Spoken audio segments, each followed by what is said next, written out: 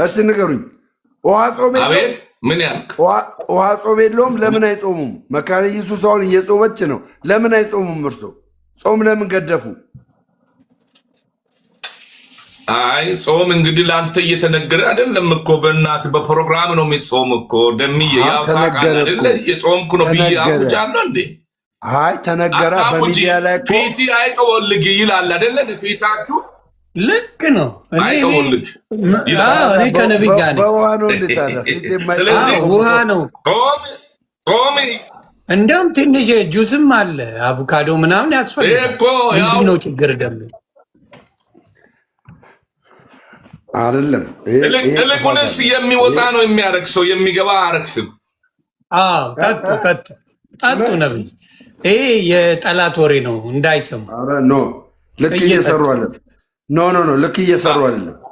እርሶ አሁን ልክ እየሰሩ አይደለም፣ እያበላሹ ነው አይደለ? የእርሶ መንፈስ አዩ ደሜን በጣም ያሸብረዋል። የእርሶ መንፈስ ደሜን ያሸብረዋል። ከጀርባ ያንጠለጠልኩ ምንድን ነው ደግሞ? ከእርሶ ጀርባ መስቀል ምንድን ነው ያለው? ከእርሶ ጀርባ መስቀል ምንድን ነው? ማን የሰጠው? ምልክት እኮ ነው። ማን የሰጠው? ማን የሰጠው? ማን የሰጠው? መስቀል እሺ እኔ አሁን እንደዚህ ሰጣት። እሺ እኔ አሁን እንደዚህ ላድርግ። እርሶ ቁሙ፣ አንዴ ቁሙ። እንዴ ልታስቆማቸው ነው? ተው ግን ደሜ ችግር አለባት። ዮኒ ትመለከታለህ። ዝም በል ቆይ፣ ትመለከታለህ። አንዴ ቁሙ፣ አንዴ ቁሙ። ታዘዙ ነገራቸዋ፣ አለበዛ እኔ ላወርዳቸው። ታዘዙ። አንዴ ቁሙ፣ አንዴ ቁሙ፣ አንዴ ቁሙ። ለምን ይፈራሉ? ስልጣኑ ያንተ አይደለ? የማውረድና የማስገባት የማስወጣት የዮኒ ነው፣ የዮኒ ነው። ያንተ ስልጣን የለህም። ይኸው ዮኒ ይናገራል። ዮኒ አንዴ ይቁሙልኝ፣ አንድ ጊዜ። ከዛ በኋላ የኔን ነገር ትመለከታለህ። የኔን ነገር ቁሙ፣ አንድ ጊዜ። ይኸው ዮኒ አልቆም። እኔ ነቢይ ሲፈራ አይቼ አላውቅም። ነቢይ ሲፈራ አይቼ አላውቅም። ስጋ ቤት በር ላይ ለአንተ ይመስለዋል። ሀሳብ ተስተናግጄ ከሚቆም ለአንተ ሀሳብ ተስተናግጄ ከሚቆም ፈሪ ነው ቢባል ይሻለኛል። እንዴ ምን ማለት ነው? ልክ ነው። እኔ ፕሮፌት ተመለስ። አንተ ንስሓ ግባ፣ ልጸልይልህ። እውነት ጸሎት ልጸልይልህ።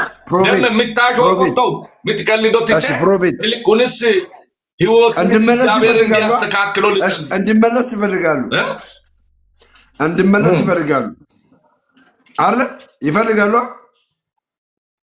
እኔ እንድመለስ ይፈልጋሉ፣ እንድመለስ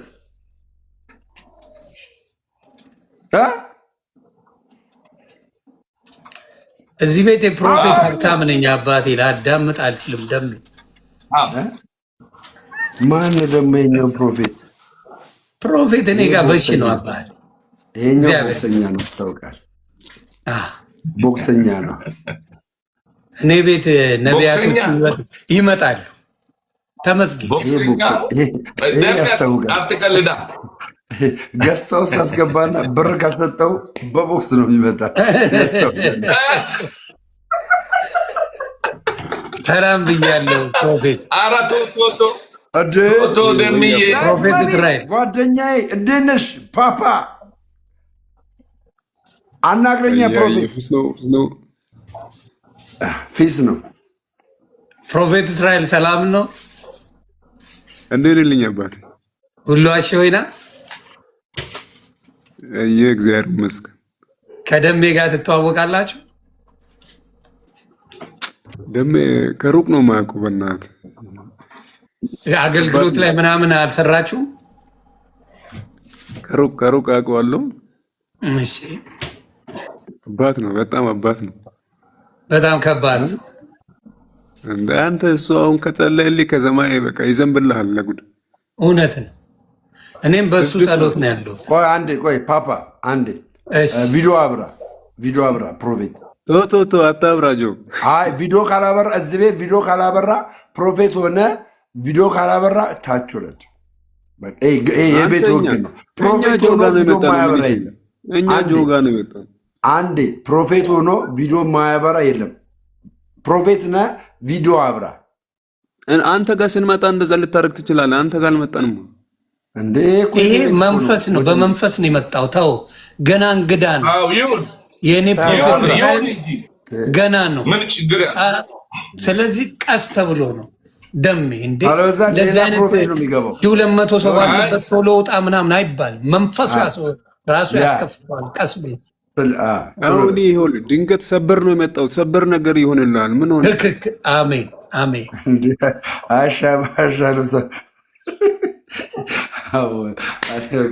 ስንት ጊዜ ግን ተጃጃልኩ በእንደዚያ ንግግር። በጌታስ የጌታ ቃል እንደዚህ ይላል እግዚአብሔር አንተም ብለህ ያለፍኩ አይደለ እንዴ? ለምን ትቀልዳለህ? አንተም ብለህ እኮ በወቅቱ ራስህ ሰብከህ አልፈበታል እኮ።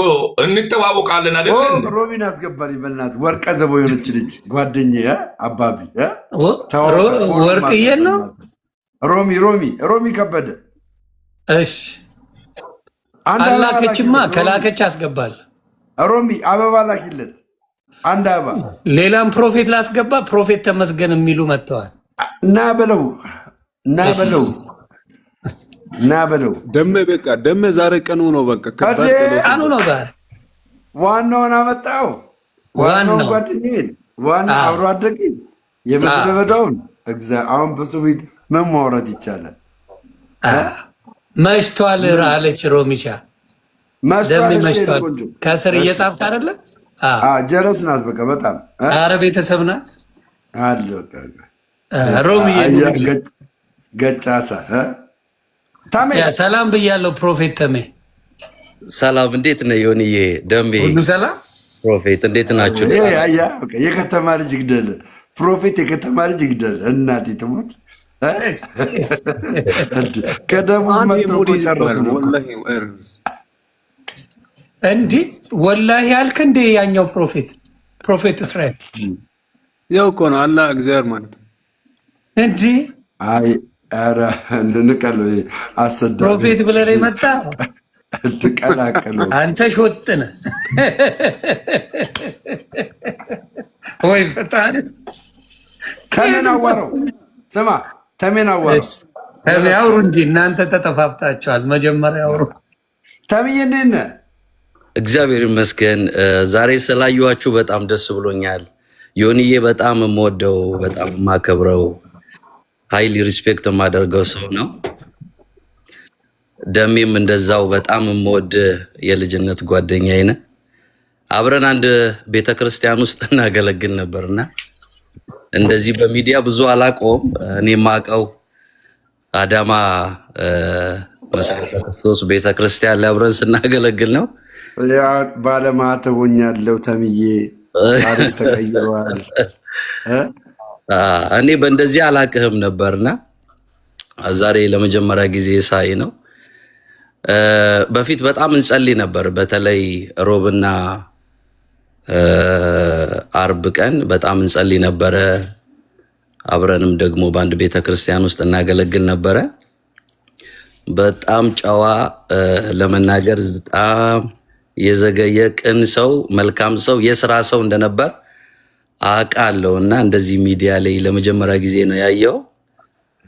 ዛሬ ደግሞ ባለማተብ ነኝ እያለ ነው። ትልቁ ነገር ዮኒ ሰማ የስራ ሰው ነው። እያገለገልኩ እሰራለሁ አልሰራም። በጣም የስራ ሰው ነበር ከኔ ሳቀ። አሁን ግን አይታል ዮኒ ሰምቲንግ ነው። እና ዮኒ ደግሞ በጣም አስተማሪ ሰው ነው። ለእውነት የቆመ ሰው ነው። ብዙ ጊዜ መልእክቶቹን አያለው። ፖዘቲቭ ነገር በመናገር የሚያምን ሰው ነው። ከእውነት ጋር የሚቆም ሰው ነው። ሲናገር ደግሞ እውነት ይዞ ነው የሚናገረው እና ብዙ ጊዜ ሰዎች አንደርስታንድ አያደርጉትም። ጀስት ተናጋሪ ብቻ አድርገው ነው የሚያስቡት። እኔ ግን ብዙ ጊዜ ስመለከተው የሚናገረው እውነትን ይዞ ነው።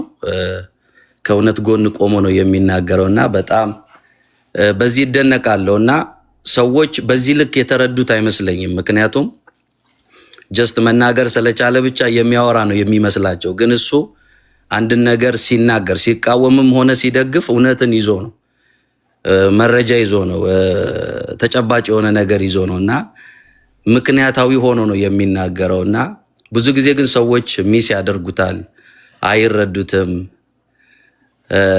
እና ሲናገር ፊት ለፊት ነው የሚናገረው፣ የተደበቀ ነገር የለውምና ይሄ ነገሩን በጣም ነው የምወደው፣ በጣም ነው ይሄን ነገሩን ማከብርለትና ዮኒ ዛሬ ስላገኘው ስላየው ከናንተ ጋርም ደግሞ በእንዲህ አይነት ሁኔታ በመገናኘቴ በጣም ደስተኛ ነኝ። የእግዚአብሔር ሰው ፕሮፌትም ስላየው ደስ ብሎኛል። ደምዬ በጣም ድምጽህን ለመስማትና ካንተ ጋር ለመነጋገር ጭምር ነው ተረኳችሁና በጣም ነው ማመሰግናችሁ። እግዚአብሔር ዘመናችሁን ይባርክ።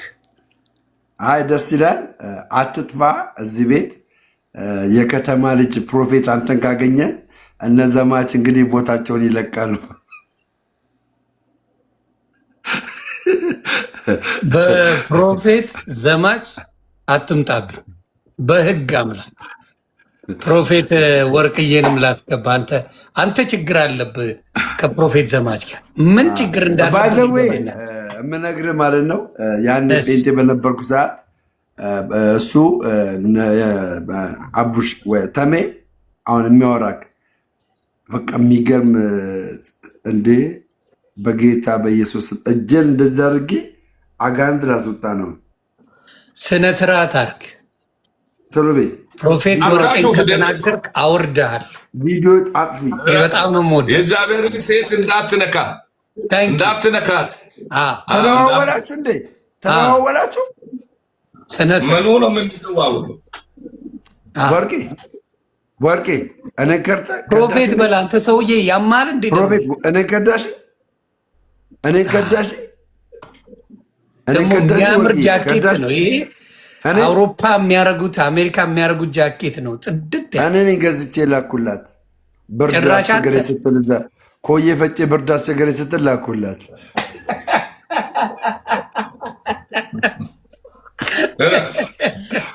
ቆይ አይደለም ዮኒ አሁን ማለት ነው። አሁን ሁለት ፕሮፌቶች አሉ፣ ወርቄና ፕሮፌት ዘማች አሉ። ለአኪሊሉ ቢጸለይለት ምን ትላለህ? አኬ ወንድሜ ወንድማችን እና ጸሎት ይደረግ በቪዲዮ ታ አረ በደንግጥ ወጣ እንዲያች ተመለሰ። እኔ የምልህ ተሜ ዶክትሪናል ነገሮችን ዲስከስ ምናምን ማድረግ ሰዎች ቢመጡ ታደርጋለህ ዲስከስ? አዎ ከእግዚአብሔር ቃል አንጻር ያው እውነትን ተነጋገሩ ስለሚል ችግር የለብኝም። እኔ አሁን አንተ ጓደኛዬ ነህ፣ ከአንተ ጋር ሳወራ ትንሽ ይከብደኛል ለመነጋገር እና ቢመጡ ስፔሻሊ እንግዲህ በዚህ በጸጋው አገልግሎት አንዳንዶች እዛው ለምሳሌ ነቢይ አለ የለም የሚሉ አስተምሮቶች አሉ። ፕሮቴስታንቲዝም ላይ ማለት ነው። ነቢይ አለ የለም የሚሉ አሉ። ኢቨንዙ አሁን አንተ ካለ መረዳት አኳያ ውልደትም የሚኬሲ ነውና አሁን ፕሮፌት ነህ፣ ያው ብዙ ቦታዎች ላይ ታገለግላለህ። እሱን ተው። በመጀመሪያ ሰላም እንበላት ፕሮፌት ወርቄ። ማን ችግር አለ እንዴ አለች እኮ ደሜ። አይ አንተ አውርተህ እስክጨርስ ብላ ፕሮፌት ወርቅዬ እንኳን ደህና መጣሽ። ይሄን ቀለበቱን ቀየረችው። አንተ ተው። ይሄ ሰውዬ በጣም ነው የሚወድሽ። ይቅርታ። ሰላምሽ ይብዛ። እንዴት ነሽ? ሁላችሁ አሜን። ሁላችሁ ሰላማችሁ ቅዱሳኖች ሰላማችሁ አራነህ ጋሽ ያንቺም ሰላም ብለናል። ፕሮፌትዬ ምነው ቸኮሉ? ግን የቸኮሉ ይመስላል ሰላምታው ላይ ተነፋፍቃችሁ ነበር። ሰላም ብያለሁ። የእግዚአብሔር ሴት እንዴ ብላ አልጨረሰችም። ቆይ ቸኮላችሁባት። ለፕሮፌት ለታመ ጥያቄ አለ። እሺ ታሜ ሰላም ላንተ። እግዚአብሔር ይክበር። ሰላም ላንቺ ይሁን። እግዚአብሔር ይመስገን። ደህና ነህ? እግዚአብሔር ይመስገን። ኦኬ። የሁለት ልጆች አባት ነህ? አዎ አሁን ሶስተኛ መጥቷል። ምን ጀመረ? ሶስተኛ ወለደች? እንኳን ደስ ያለሽ። አሜን። ኦኬ። ይሄ ዳሜ የሚባል በደምብ ታውቃለህ? አዎ፣ እኔ በማገለግልበት ቤተክርስቲያን ውስጥ የሮብ ፕሮግራማችን ላይ በቋሚነት አቴንድ ያደርግ ነበር። በጣም የጸሎት ሰው ነበረ። እኔ እስከማውቀው ጌታን የሚወድ ሰው እንደነበር አውቃለሁ። እንደገና ደግሞ የስራ ሰው እንደሆነ አውቃለሁ። በጣም ትጉ ሰው እንደነበር አውቃለሁ። ከአዳማ ሐረር ድረስ እየተመላለሰ ጠዋትም ማታም ሌሊት የሚሰራ እንደነበር አውቃለሁ። ከኛ ጋር ደግሞ በቋሚነት ሮብሮብን ይጸልይ ነበረ። ጌታንም በጣም ይወድ ነበር። አገልጋይም በጣም ይወድ ነበር። እኔ እስከማውቀው ድረስ ኢትዮጵያ ላይ እንደዛ ነው የማውቀው። አሁን ደግሞ ለመጀመሪያ ጊዜ ነው እዚህ ጋር ሲናገር አየሁት። ወዲያውኑ ነው በቃ ጆይን ለማድረግ ራሱ ፈጥኜ የገባሁት። ኦኬ። መጽሐፍ ሲናገር ዛፍ በፍሬ ይታወቃል ይላል አይደለም? በዛን ሰዓት የጸሎት ሰው ነው፣ በጣም አውቃለሁ። የስራ ሰው ነው፣ በጣም ይጸላል። ከሱ ጋር ብዙ ጊዜ ያሳልፋለሁ ምናምን እያልክ ነበረ። በዛን ሰዓት የእሱ ፍሬ የጸጋ ስጦታ ፍሬው ምንድን ነው? በምን እየጸላችሁ ነበረ? ወይ በጸሎት ጓድ፣ ወይ ወንጌል ሰባኪ፣ ወይ ወርሺፕ ዳጋጣሚ ወርሺፕ የሱ ጸጋ ምን ነበረ? በዛን ሰዓት ፍሬው ምንድን ነው? በጣም ይጸልይ ነበር። እንደገና የወንጌል ስርጭት ላይም በደንብ ይሰራ ነበረ። ኦኬ። ፍሬው ለምሳሌ ወንጌል ስርጭት ማንኛውም ሰው ወጥቶ የትኛን ሙስሊም፣ ኦርቶዶክስ፣ የትኛ ሃይማኖት ሁሉም እኛ ወጥተን ሰብካለን። እሱ ችግር ነው። ግን ፍሬው እሱ በዛን ሰዓት ሲሰበክ ሲጸል ምን ብሎ ነው የሚጀምር? ምን ብሎ ነው የሚጸል? ምንድን ነው ፍሬው? ኖ እኔ አሁን ያለበትን ሁኔታ ነው የማላውቀው። በፊት ግን እስከማውቀው ድረስ ለጌታ ጥሩ ልብ ለጌታ ጥሩ ልብ እንዳለው የጸሎት ሰው እንደነበረ የወንጌል ስርጭት ያደርግ እንደነበረ በደንብ አውቃለሁ። ብዙ ጊዜ ሰዎች ሊደክሙ ይችላሉ፣ ባክ ሊያደርጉ ይችላሉ። ሪዝን አላቸው። ልባቸው እግዚአብሔርን ይፈልጋል። አንደበታቸው ወይንም ተግባራቸው ውጫዊ ነገራቸው ተቃራኒ ሊሆን ይችላል። በሰው ሲጎዳ ሰው ምክንያት ይኖረዋል። የሰውን ዓለም እኛ አናውቀውም። እሱ ገልጦ ካልተናገረ እና ካላስታወቀን በስተቀር ሰው በብዙ አይነት ጎዳና ከተሰመረለት መስመር ውጪ ሊራመድ ይችላል። ጴጥሮስ 3 ጊዜ ዶሮ ሳይጨው ትክደኛለህ አለው ጌታ ኢየሱስ። እና ጴጥሮስ ኢየሱስ በአካል እያለ አጠገቡ እያለ መያዙን አይቶ ሲደበደብ አይቶ ወደ ሞትና ወደ ስቅላት ሲወስዱት አይቶ እሱም እንዳይገሉት ፈርቶ ኢየሱስ ክርስቶስን አንቺ የምትዩን ሰውዬ እኔ አላቆም ብሎ በሸንጎች ፊት በዛች ሴት ፊት ዙሪያው ባሉት ሰዎች ፊት ኢየሱስ ክርስቶስን ሲክደው እንመለከታለን። 3 ዓመት ተኩል ግን ከኢየሱስ ጋር አብሮ ይበላ እንደነበረ፣ አብሮ ይጠጣ እንደነበረ፣ አብሮ ይጸልይ እንደነበረ፣ አብሮ ያገለግል እንደነበረ መጽሐፍ ቅዱስ ይህንን ይነግረናል። አብሮ ያስተምራል፣ አብሮ አጋንንት ያስወጣል፣ አብሮ ለበሽተኞች ይጸልያል፣ አብሮት ተራራ ላይ ወጥቶ ይጸልያል። በሚሄድበት መንገድ ሁሉ ከኢየሱስ ክርስቶስ ጋር ለ3 ዓመት ተኩል አብሮት ነበረ፣ ደቀ መዝሙር ሆኖ አገልጋይ ሆኖ። ነገር ግን በዛች የጭንቅ ሰዓት ላይ ግን እንዳይገሉት ፈርቶ ይላል መጽሐፍ ቅዱስ ኢየሱስን አንቺ የምትዩን ሰውዬ እኔ አላውቀውም ብሎ ሽምጥጥ አድርጎ ነው የካደው። ሲክድ ግን ሪዝን ነበረው። የካደበት ሪዝን እንዳይገሉት ፈርቶ አይሁዶችን ፈርቶ ይላል። ግን ተመልሶ በዛ በወንጌል አገልግሎት ውስጥ በአንድ ስብከት 5000 ሰዎች እስኪድኑ ድረስ መንፈስ ቅዱስ የተጠቀመበት ሰው ነው። አንድ ሰው ሊደክም ይችላል። ደከመ ማለት አበቃለት ማለት አይደለም። አንድ ሰው ሊስት ይችላል። በንግግሩ ሊስት ይችላል። በአስተሳሰቡ ሊስት ይችላል። በአመለካከቱ ሊስት ይችላል። በብዙ አቅጣጫ የሰው ልጆች ከተሰመረላቸው መስመር ውጪ ሊመላለሱ ይችላሉ። ያ ማለት ግን የዛ ሰው ፍጻሜ ነው ማለት አይደለም። አብርሃም ንጉሱ አቤሜሌክ እንዳይገለው ፈርቶ ሚስቱ ሳራ እህቴ ናት ብሎ ሽምጥጥ አድርጎ ክዷል። አብርሃም ሚስቱን እንዲክድ ወይንም ባሳ እግዚአብሔር ሰው እኔ ጠየቅኩን ጥያቄ እየሰበክ ነው። እኔ አንተ ስብከት እየሰበክ ነው። እኔ ስብከት አላልኩም። ወደ አብርሃም ሂድ፣ ወደ ጴጥሮስ ሂድ፣ ወደ ሉቃስ ሂድ፣ ወደ ኤርሚያስ ሂድ፣ ወደ ሮማዬ ሂድ፣ ወደ አስረ በቃ እኮ እኔ ጠየቅኩኝ። ይሄ አይደለም ፕሮፌት። እኔ አሁን ለእኔ አዲስ ኪዳንና ብሉይ ኪዳን የቻልኩኝ ግማሽን ቢሆንም አውቃለሁ። እኔ ወደዛ እየሄድኩ አይደለም። ለምሳሌ ለአዲስ ኪዳን የመጀመሪያ መጽሐፉ ማቴዎስ፣ ማርቆስ፣ ሉቃስ፣ ዮሐንስ ነው። ወደዚህ ሂድ አላልኩም። እየጠየቅኩኝ ያለው ጎደኛ ከሆነ በጣም ፍሬ የሚታወቅ ከሆነ ወንድሜ ዳሜ፣ በነገራችን ላይ ወንድሜ ዳሜ በጣም እወዳለሁ። አላቅም እሲ ሚዲያ ላይ እንኳን በያጣ ጠይቃለሁ። አንድ ወንድሜ አጥቻለሁ። ኃይሌ የሚባል ልጅ የአዳማ ልጅ ነው መሰለ። ላካ አባቱ ሞቶ ነበረ። የሆነ ጊዜ ላይ እየጠየቅኩ ነበረ። ብዙ ሰዎች ጠይቄ አይ ትንሽ ለቅሷል፣ አባቱ ሞቶ ለቅሶ ላይ ነበር የተባለ። ለምን ጎደኛ ስለሆነ እሲ ላይ ዳሜ ቢያጣ እዚህ ላይ ቢያጣ ዳሜ ወደ አዶ ኦርቶዶክስ ቤተክርስቲያን ከተመለሰ በኋላ ነው እኔና ዳሜ ታወቀ። ቢሆንም ዳሜ እዚህ ላይ ቢያጣ እኔ የትም ቦታ ብፈልጥ ጠይቄ ምን ሆኗል ዳሜ ጠፋ ብዬ ጠይቃለሁ። አንተ ግን ትላንት ከእሱ ጋር የነበርክ ሰውየው፣ በልጅነት እሱ ጋር እያገለገልክ ሰውየው ዳሜ ወጥቶ ስንት ዓመት ለዓመት እየሄደ ያለ ዓመት የሆነ ሰውየው የት እንዳለ ደውለህ ጠይቀህ ታውቃለህ? ፍሬ የምታውቅ ሰውየው መልአኩ ድምፅሽን ዘጋው። አይን እያየ መልአኩ ድምፅሽን ዘጋው። የእሷ ፕሮፌት እኔም ያንቺን ደጋፊ ነኝና ላግዝሽ። እስቲ ወደ እግዚአብሔር ሰውንም በዛ ተጨማሪ አንድ ላይ ይመልሰናል፣ ሀሳብ ያቀርባሉንም። አንቺም ባመጣሽው ሀሳብ እንግዲህ ደሜ እንደምናውቀው አገልጋይ ነው ብለዋል። የበለጠ ከኛ ይልቅ የሚቀርበው እሱ ስለሆነ የሚቀርብ እሱ ነው። በስልክም ማግኘት ይችላል።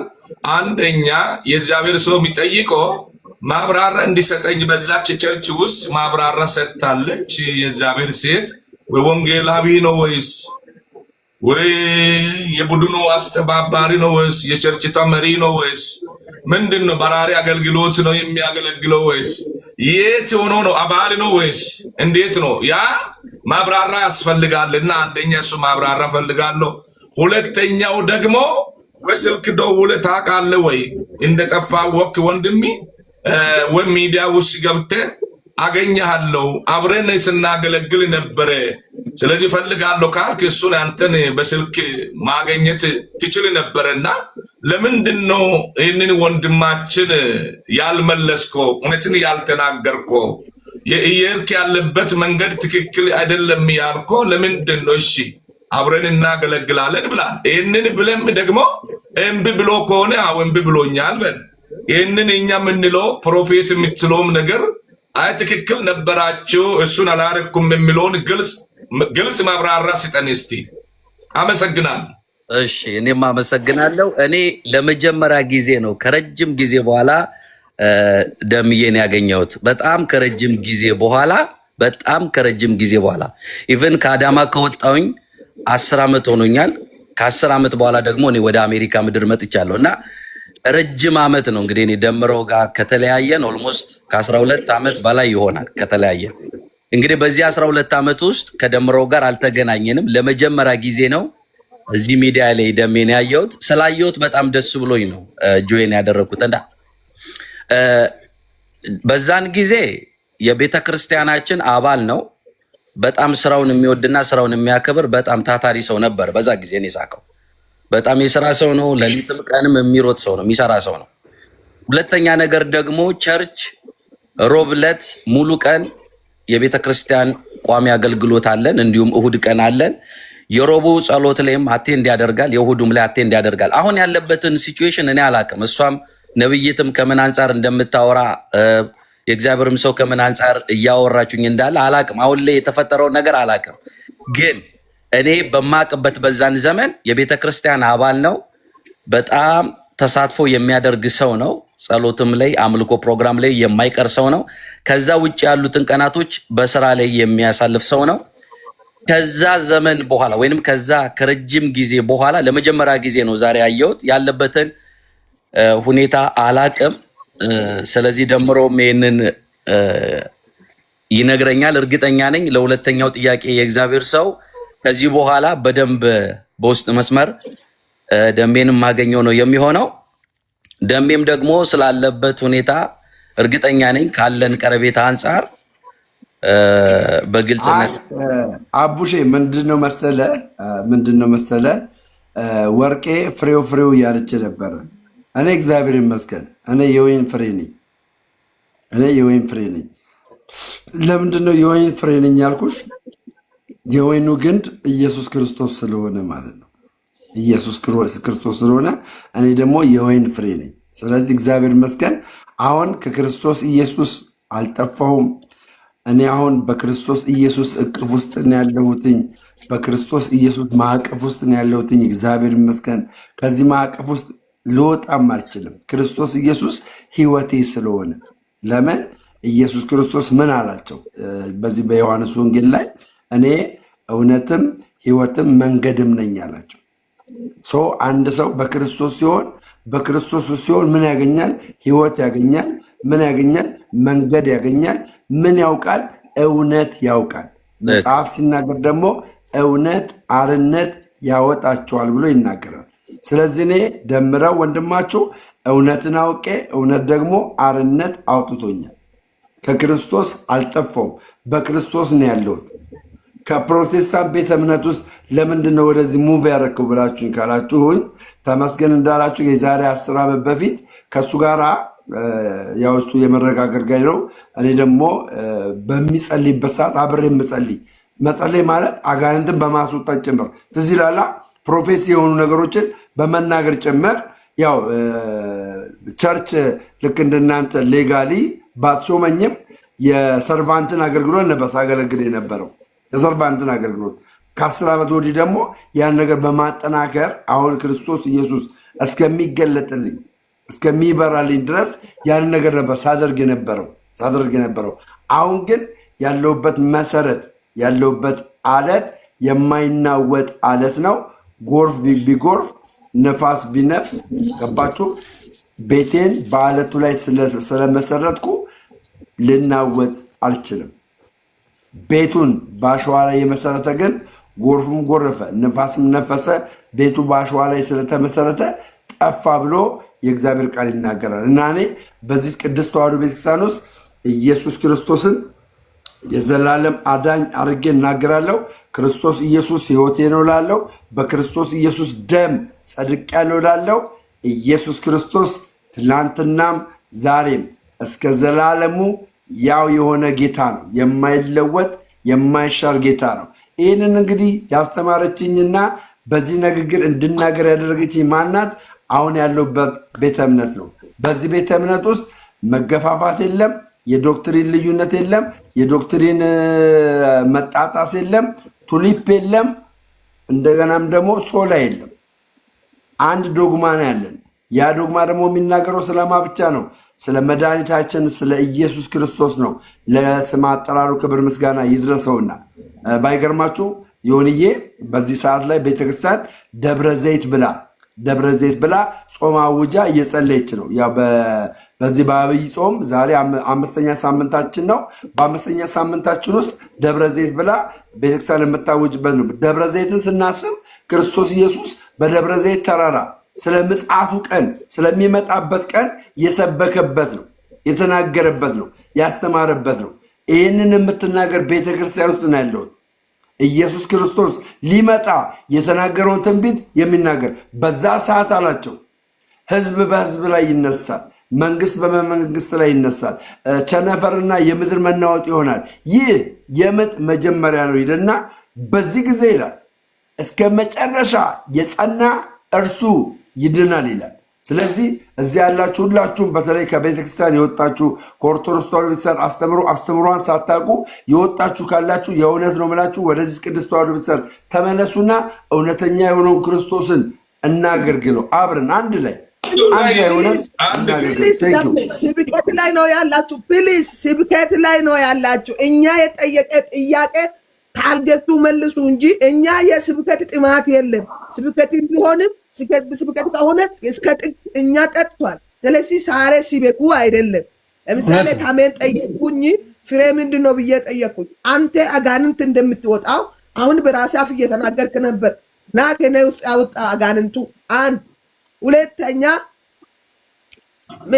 ምን አስጨንቆ ወይ ምን አስቸግሮ ወደዛ ብትሄድም እኛ የአንድ አባት አምላክ ነው፣ ምንም ጥርጥር የለም። ዳሜ ለምን ወደዛ ሄድክ አላልኩም እኔ አልልም ነገይም። ምክንያቱ ደምሻ ለዳሜ የገባ ነገር አለ አይደለም። ለምሳሌ ለማኛ ራሱ ቢያይንና ማኛ በእጅም አንለቅም እኛ ማኛ እንደው ይሄን የነገርኩሽ ወንጌል አሁን የነገርኩሽ ወንጌል አለመቀበል ኃጢአት አይደለም። ከዚህ የበለጠ ወንጌል አለ። ኢየሱስ ክርስቶስ ሰዎች ቆይ እንደው ቤተክርስቲያን ፕሮፌት ወርቄን አትናገር። ወርቄን አትንካውን። አንድ ሐሳብ አለኝ። አሁን ፕሮፌት ተጠብቀኝ አንድ ሐሳብ አለኝ። ቆይ እኔ ተሰማችሁ ነበር። አንድ ጥያቄ አለኝ። የኔ ጥያቄ ምንድነው? ለፕሮፌት ወርቄ 3 ልጅ እንዳለው በምን አወቅሽ? ፕሮፌት ተመስገን ከዚህ በፊት ተነጋግራችሁ አታውቁም ማለት? አዎ ተነጋግረን አናውቅም። የመጀመሪያ በመንፈስ ቅዱስ ነው ስላልገባኝ ነው በእውነት መጠየቅ ስለዚህ ፕሮፌት ልጆችን ስለለቃል። አይ የለም የተለቀቀ። እሺ እሱቶ ችግር የለም። አሁን እሱቶ እኔ እሱቶ እሱ እንዴት ያየው እኮ እሱተውና እኔ ወደ ራሱ ታልገቱ ወደ ገደለ ነው ወደ ገደለ። እስቲ የሆነ ነገር ጠይቅልኝ። ፕሮፌት ተመስገንን ያሳየሽን የሆነ ሌላ ነገር እስቲ ምልክት ነገር ይልኝ። ድሮ ሊወድ ነበር። አሁን እኮ አንተ መተ ስለደርሰዋል እና በጣም ሊወድ ነበር። አንተን በጣም ኧረ እግዚአብሔርን እኔ በመልካም ነው የጠየቅኩሽ በመጥፎ አይደለም። ምክንያቱም ቅድም ልጆች ያሉ አይደለ አልሽው አይደለ? 2 ልጆች ያሉኝ 3ኛ ሊመጣ ነው አለ። በጣም ስለተደነቅኩ ነው የጠየቅኩሽ እንጂ በተንኮል አይደለም። በተንኮልማ ቢሆን ጠይቅሻለሁ። በዛኛው አካውንት አይተው እኮ በኋላ አገለግል ካላችሁ እኮ ፌስቡክ ላይ አገልግሎት አይደለም። አሁን ጠየቅኩኝ። ታሜል ኧረ በኢንፎርሜሽን ነው በኢንፎርሜሽን የሆነ በ3ኛ አካውንት ፕሮፌት ተመስገንበት ፌስቡክ ላይ እንደዛ ላገኝ ስትገባ አለ። ታሜ ምን አልሽኝ? ፕሮፌት በፌስቡክ ላይ አንተ ልጆች ተለቋል ወይ? አንተ በፌስቡክ አሁን በደቂቃ ነው በጌታ ፊት እኔ አላየሁም ስትነካ ፕሮፌት። እኔ ሌላ ስልክም የለም። የእውነት ምድርና ሰማይ የፈጠረ እግዚአብሔር ያያል። እኔ ምንም እኔ አላየሁም። ለዛ ነው የጠየቅኩሽ እኮ እኔ። ሌላ ስልክም የለም። ቆይ ስንት ልጅ ነው ያልሽው አንቺ? አንተ አጋንንት ቆይ አንተ አጋንንት ለራስህ አልተፈወስም። ስንት ልጅ ነው ያልሽው? ዳሜቶ ስራት ደሜ አይቶም ስንት ልጅ ነው ያልሽው? አትዋሺ። ዳሜ እንዳትረብሽ። ቆይ ዳሜ እንዳትረብሽ። በግምት ነው የተናገርሽው። በግምት ስንት ልጅ ነው ያልሽው? አይደለም አቦ ጌታ ይገጸጽ። አንተ ሰውዬ ግዘስ እሱ ለፈተና ነው የተቀመጠው እኮ። ቆይ ፕሮፌት አሁን እኔ አጭርና አጭር እዚህ ውስጥ ስላሉት ሀሳብ ሰጥቼ እንደተለመደው አንተ ራሱ አልተፈወስም። ስራት ያስ አንተ ራሱ አልተፈወስም።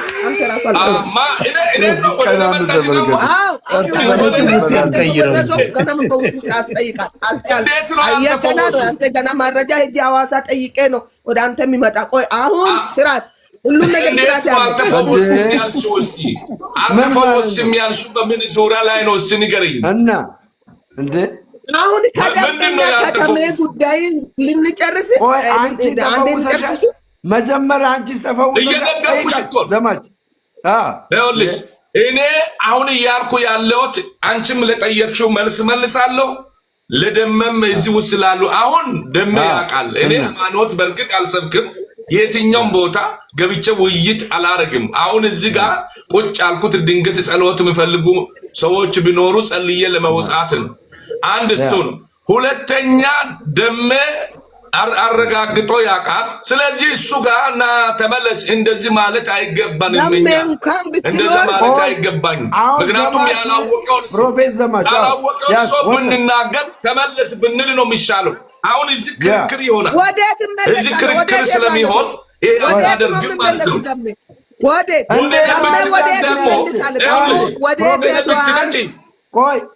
ለምንድን ነው አልዳንክም ያለችው? ፕሮፌሰር አልዳንክም ያልሽው አልዳንክም ብላለች እንዴ? አልዳንክም ያልሽው ይኸውልሽ፣ ወይ እነግርሃለሁ። እሷ ያለችበት ምክንያት እነግርሃለሁ። ይኸውልህ በደንብ ስማ። አንቺ ያልሽው አልዳንክም ያልሽው አረጋግጬ ድኛለሁ። መስቀል ይሄንን አይተሽ ነው አይደለ እንዴ? መስቀል ደግሞ የሰው የእምነት መለካ አይደለም፣ የልብ ትርታ ነው። እግዚአብሔር የሚያውቀው በደንብ ስሚ። አይደለም አንቺ መጽሐፍ ይዘሽ ይሄ መስቀል ያለ መጽሐፍ ይዘሻል። ማሊያ ለብሶ ሰዎች መስቀል ያደርጋሉ። ማንኛውም ሰው ይቀድሳል አድርጎ ነገር ግን እዚህ ጋር በማድረጉ ሰው ምንድነው ጥፋቱ? ምንድነው ጥፋቱ? ምንድነው ጥፋቱ? አልዳንክም ደጋገምሽው አልዳነጋገምሽው ድንነቱን የሚያውቅ የልብ ትርታን የሚያውቅ እግዚአብሔር ያስገቡ። እኛ በሰዎች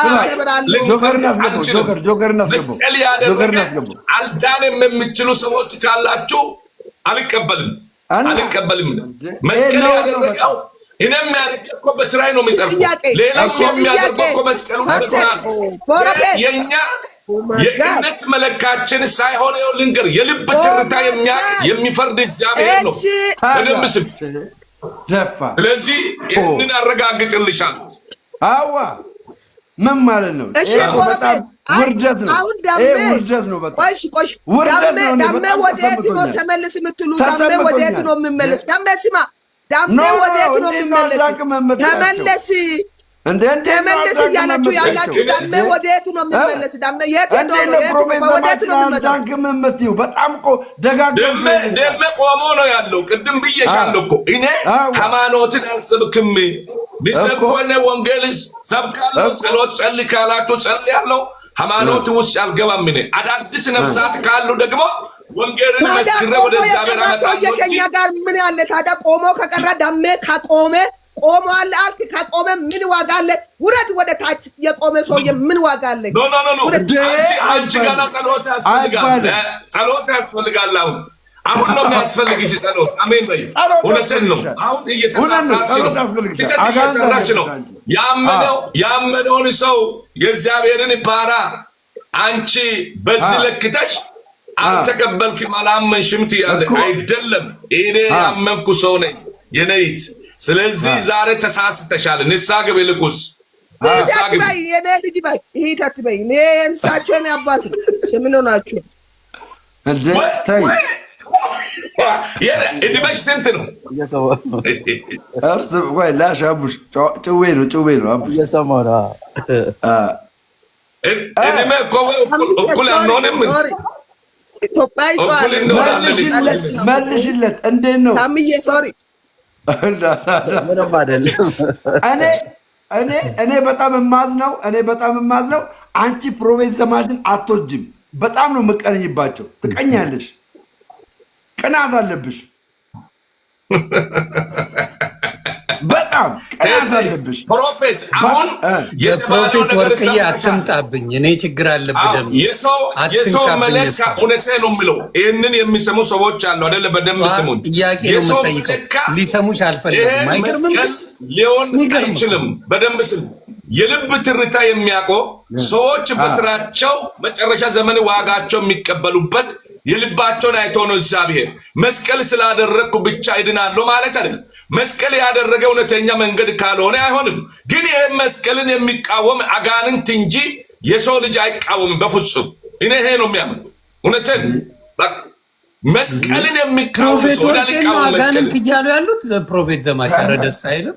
አይደለም እሷ ምን ማለት ነው? የሚቃወም ሰው እኔ ቤቴ ነው መስቀሉ ያደረገው ስትናገር ነበር። ሴት ናት እሷን አላልኩም። ግን እያልኩ ያለሁት መስቀልን በዚህ ላይ መስቀል ያለ ይህንን ሳንቃወም ልብስ ላይ ማላ ለብሰን ስንለብስ መስቀል ያለ ቄሱ እርሳቸው ጥያቄ ያለው ለምንድን ነው የምንቃወመው? እርሳቸው ጥያቄ አንድ ጥያቄ ለእርሳቸው ለአካውንታችሁ ለምንድን ነው ባው ላይ አስቀምጣችሁ? ምን ይሰራል አካውንታችሁ? እናንተ አካውንት ጉድ መጣ። በቃ ቻው ጉድ መጣ። መልሳለሁ። አኳንት የተቀመጠበት ምክንያት ኖሮ ነው እንዱ አይደለም። በዚህ አጋጣሚ አንዴ ይቅርታ፣ አንዴ ይቅርታ ይመልሳሉ። አካውንት እንደተቀመጠ በምን አወቅሽ? አይቻለሁ፣ አየው። ቆይ ባለፈው ከስል ጻፍ እንደውም አቆጥ ገብቼ ነበር። ለሱ ልጻፍ የተመስገንንም አይተሻል። ታያሽ እዚህ ጋር ቀጥለው። ስለዚህ አኳንት ያደረኩበት ምክንያት ኖሮ ነው ያደረኩት እንጂ ዝም ብዬ እንደው ዘይት የሚሸጥ ተሸርት የሚሸጥ ውሃ የሚሸጥ ሰው አይደለም። ስለዚህ እኔ አኳንት ቁጥር ያደረኩት ገጠር የሆነ ከተማ በመሄድ የእግዚአብሔርን ወንጌል ስለሚያሰራጭ እንደሚያሰራጭ ማንም ያውቃል። በሐዋሳ ምድር ላይ ማንም ሰው ያውቃልን፣ ማንም ሰው። ስለዚህ ይሄን ለመስራት ብዬ ነው አኳንት ቁጥር ያደረኩት። አሁን አገልግሎት ሰይጣንም ያውቃል፣ ሰውም ያውቃል። እየጠየቅኩኝ አኮንቱ ለምን አስፈለገ ነው እንጂ ለአገልግሎት አላልኩም። ለአገልግሎት ነው የተቀመጠው። እግዚአብሔር የረዳቸው ሰዎች፣ ያገዛቸው ሰዎች የማይተቹና የማይቀልዱ በዛው አድርጎ እግዚአብሔር የሰጣቸውን ደስ ያላቸውን አድርጎ ወንጌልን እንዲሰራ ነው አደረገ ነው፣ ለሌላ ነገር አይደለም። እኔ አሁን ቢያስቀመጥ ችግር አለ? ያንቺ እምነት ነው የሚወስነው። ማለት እምነትሽ ነው የሚወስነው። አንቺ አምነሽ አኮንቱ ማስቀመጥ እምነት ያስፈልጋል። እምነት ያስፈልጋል። አኮንቱ ሁሉም በእምነት አይደለ እንዴት አንቺ ሳታምኚ ስትቀሪ ደግሞ እንዴት ይሆናል? ያመነ ሰው እኮ ነው የሚያደርገው። ትችቱንም የሚቀበል የሚመጣ ማዕበሉንም የሚቀበል ለወንጌል ብሎ የሚሰደድ አንዳንችም ሌላም ሰው ለሚጠይቀው ጥያቄ መልስን የሚሰጥ የማይዋሽ የማይፈራ በቪዲዮ ወጥቶ የሚናገር ጀግና አንበሳ አገልጋይ ነኝ። ስለዚህ አኳንቱን አንቺ አደረግሽ አላደረግሽ እኔ አያገባኝም። ያንቺ ምርጫ። ሰራፍ ስለዚህ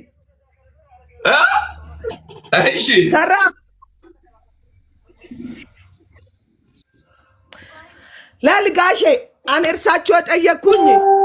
በስን ዘመን ነጋዴዎቹን የበዛው ትውልድ የተበሰበሰ ሳይት እየሸጡ ውሃ እየሸጡ ጨርቅ እየሸጡ ውሃ ከሱቅ ይገዛሉ፣ ያስቀልጣሉ። ካስቀልጡ በኋላ ይሸጣሉ። ሌቦችና ማርታኞችና ደጋሞችና አስደጋሞች አገር ላይ የሞላ ጊዜ ላይ የማንኛም ሰው እኔ ወርቄ ኡዴሳ ጋኞ ነው፣ ትውልዱ ቦረና ጉጂ ነው የተወለድኩ። ማንም ጀግና ሰው ወርቄ ኡዴሳ የኛ ገንዘብ በልቷል እንደዚህ ብላ ትንቢት ተናግራ ላክ ብላለች። አኮንቱ አለ፣ የሷ ስልክ አለ የሚል ሰው ካለ እኔ ይፈርማለሁ። ሁለት ጣት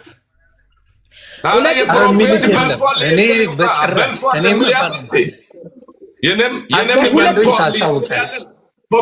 ፎቶን ሰቅሎ እኮ የነን የፕሮፌት ዘማችን አጭበርባሪ ነው፣ ሌባ ነው፣ አትቀበሉ፣ የሌለው ትንቢት ያስተላልፋል፣ አትቀበሉ ያለው ሰው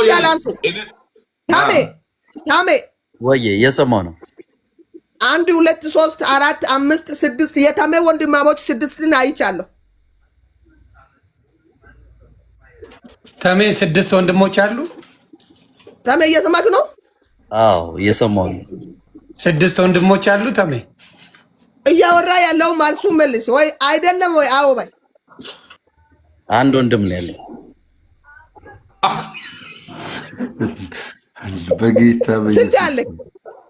በጌታ ግድ የለም። አሁን እኔ ጠየቅኩት ጥያቄን ብቻ መልስ። እሱ ግድ የለም። እንደዚህ ነው ቆመጥሽ ማርያም ወደ ሌላ አንሄድም። ምስክርነት በዚህ ሰው መካከል ሲሰጣቸው ሐሰተኛ ነብይ እንደሆነ ተረጋግጣለሁ። በጌታ በኢየሱስ እኔ እቃወማለሁ። በዚህ ሰዓት ትውልድን ወደ ፊት የምትመሪ ለዳሜ 1 2 3 4 5 6 7 8 ዘጠኝ የዳሜ 9 ነው። አያችሁ የእሱ አይሆንም። ቆይ ለአንተ 1 2 3 4 5 6 7 8 9 የአንተ 12 ነው። ለእርሳቸው እውነት ነው ውሸት ነው? ምን 12? አንተ ወንድማሞች 12 አዎ ቆጠረ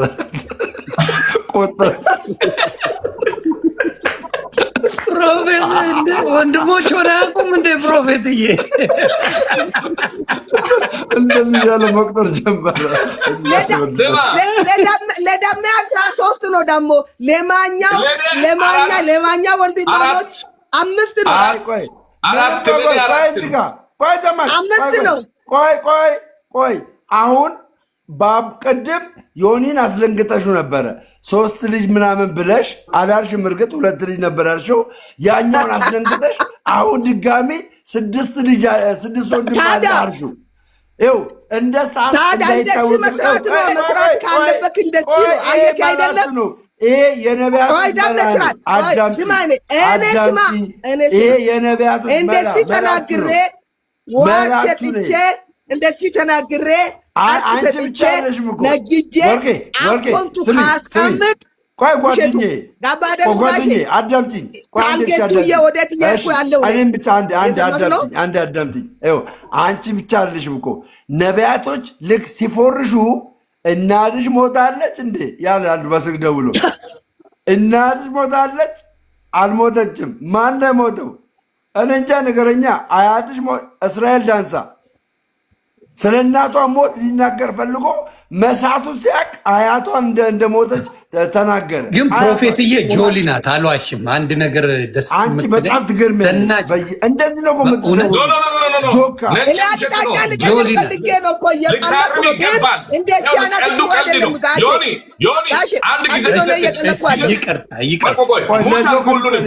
ኧረ ወረዱብኝ። መልሽላቸው ፕሮፌትዬ ለጆከር ይህንን የምትሰሙ አባተ ብሩካን የተወደዳችሁ ፎሎ ያላረጋችሁ ይኸውላችሁ፣ ምክንያቱም በፍሬዎቻችሁ ነው የምታውቁ።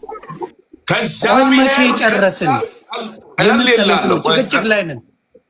ወንድሞች ይነገሯል ስንት እንዳሉ እንጸልያለን እኮ ዋና ጸሎት ነው። ልትወልዱ የምናደርገው እንጸልያለን።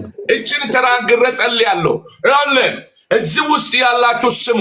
2 ውሸት ነጭ ውሸት ዋሽታለች እህታችን። ልታርሚ ይገባል። ልታርሚ በቃ ስማ እርሳቸው እኔ እናንተ አቅጣጫ አኮንት ማስቀመጡ ሰዎች አቅጣጫ ሊኮረሽ ፈልጌ ነው። እኔ እንደዚህ አይደለም። እንደዚህ አይነት የመጀመሪያ ጊዜ የመካነ ኢየሱስ ልጅ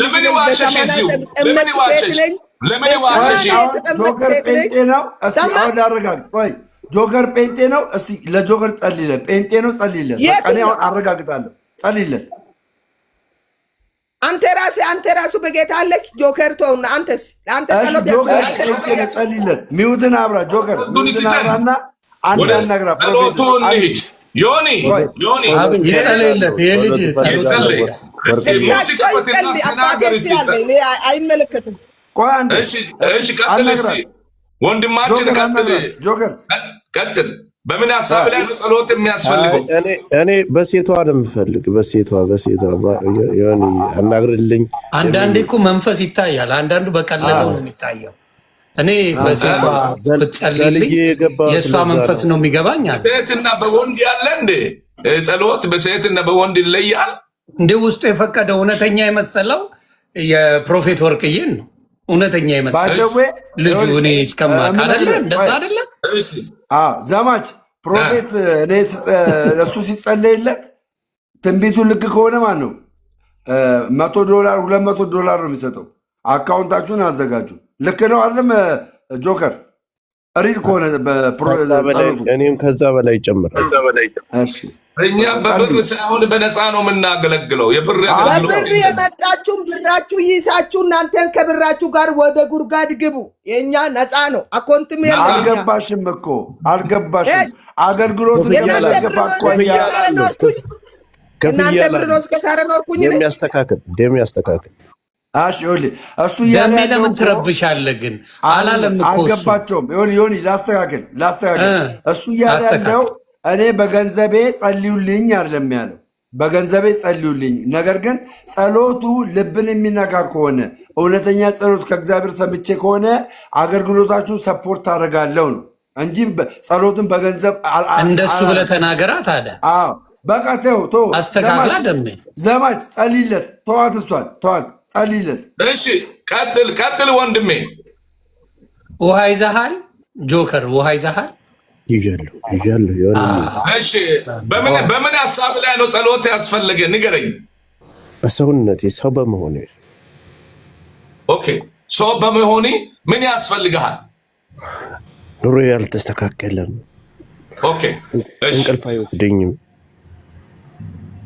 ጸልያ በዚህ 3 ወር እንቅልፍ አይወስደኝም። እንቅልፍ እምቢ ይለኛል።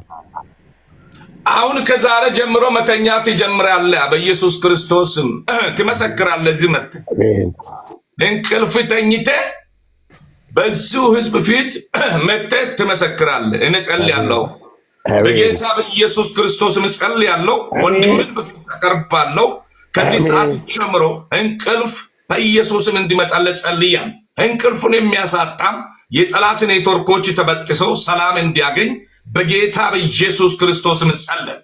ወደ አስብበት ወደ አቅድበት ከፍታ ውጣው፣ ከክፉ ጠብቆ ከጠላት ቅዳስ መልጦ በጌታ በኢየሱስ ክርስቶስ ከዚች ደቂቃ አንስቶ ጸሎት ጸልየናል። የልብ ትርታበት ስለት እቅዱን አሳካ በጌታ በኢየሱስ አሜን። ዋጣጣ ቆይ አይ ባለፈው ፕሮፌት ዘማች ባለፈው አጋንንት አለበት የሆነ ፕሮፌት ሲጸልይለት ነበር። አጋንንቱ አልወጣም። አጋንንት ራሱ አለበት። ጸልይ ስላለ አሁን ዋይ ጠጣ ተፈውሷል። ምልክቱ እንዳያለ አሁን ሲጠጣ ሊጮህ ይችላል። ደሜ እስቲ ተረጋጋ። ይኸው አስጓራ የሆነ ድምፅ እየሰማው ነው። ሚውት አደረገው እንዴ ደንግጦ እያስጮህ መሰለኝ። ሚውት አድርጎ እስቲ ድምፅን አውጣው። እየጮህ ነው። ይኸው እየወጣለት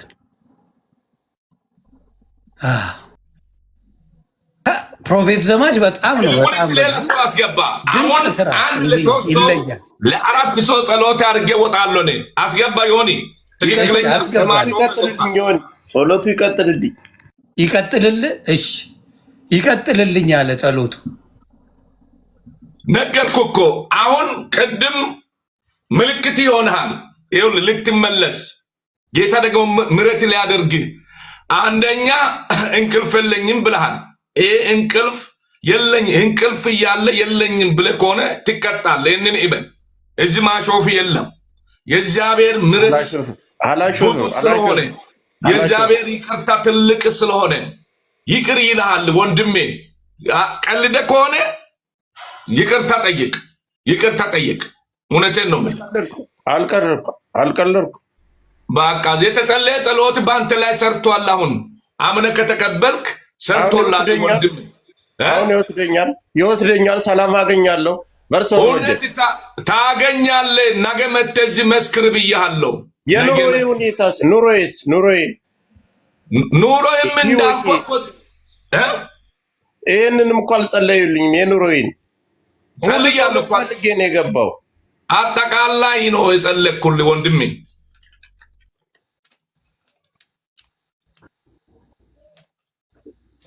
ትንሽ ይጨምሩልህ። ይበቃል። እሱ ደንግጧል። መንፈሱን ያስሄደው የማይቀልደው ከማሾፌ ወጣውን አስገባ። እኔ በምን አውቃለሁ? ፕሮፌትዬ በምን የተቸገረ ያለ እኮ የተቸገረ ያለ በዚህ ውስጥ ብዙ የተቸገሩ አሉ። የማይቀልዱ የማይተቹ ጸሎት የሚያስፈልጋቸው ሰዎች እረፍት ያጡ ሰላም ያጡ አሉ። እኔ አንድ ጥያቄ አለ ፕሮፌትዬ። እኔ ፕሮፌት ወርቄ ፕሮፌት ዘማች እውነተኛ ወንጌላዊ ናቸው ብለሽ ታስቢያለሽ? ከልብሽ ምን አውቃለሁ? እኔ ማኝዬ ጆኒ ማኛ እኔ ምን አውቃለሁ? እኔ ወንድሜ ምን አውቃለሁ? ሰው ላይ መፍረድ እኔ መፍትሄ ስለሌለው ሰው ላይ መፍረድ መፍትሄ ስለሌለ እኔ ምን አውቃለሁ እኮ እኔ አይመለከትም። እኔ ወንድሜ ላይ የሚፈርድ መፍትሄ አልተሰጠም፣ ስልጣን የለውም። ማንኛውም ሰው ለመፍረድ አይችልም።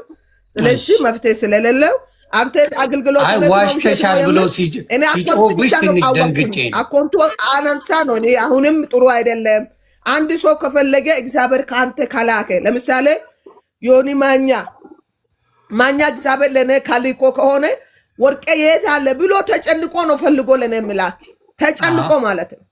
እኔ ግን የፈለኩኝ አኮንቱ ለምን አስቀምጠ ለምንድን ነው አንሳይ ነው ጠየቅኩኝ እንጂ አገልግሎት ለምን አውቃለሁ።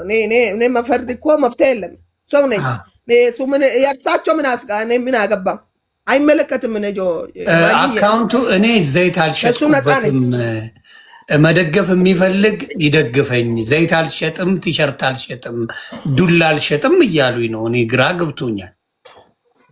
እንዴት ነው እሱ ነገር የሚሆነው?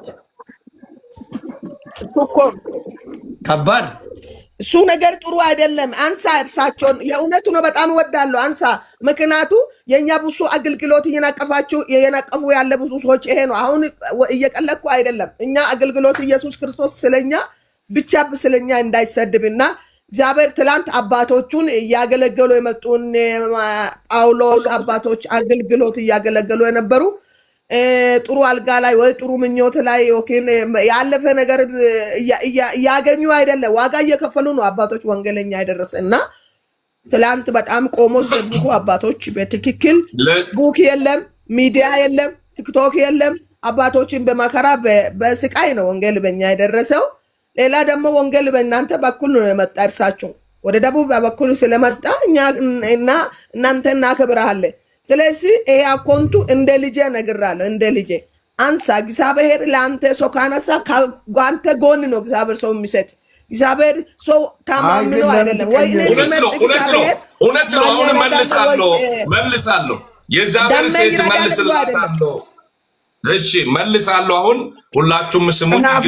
የእግዚአብሔር ሴት እንደተናገረች ማሰብ አለብን። ቆይ ከንት አይደለም። ቆይ መልሳለሁ። አልቀናችም። ትክክል ነው የምትናገረው።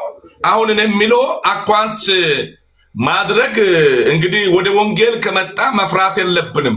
እኔ አልፈራም። ወንጌል እንኳን ስድብ ዱላም ያለ በአካልም ልንደበደብ እንችላለን።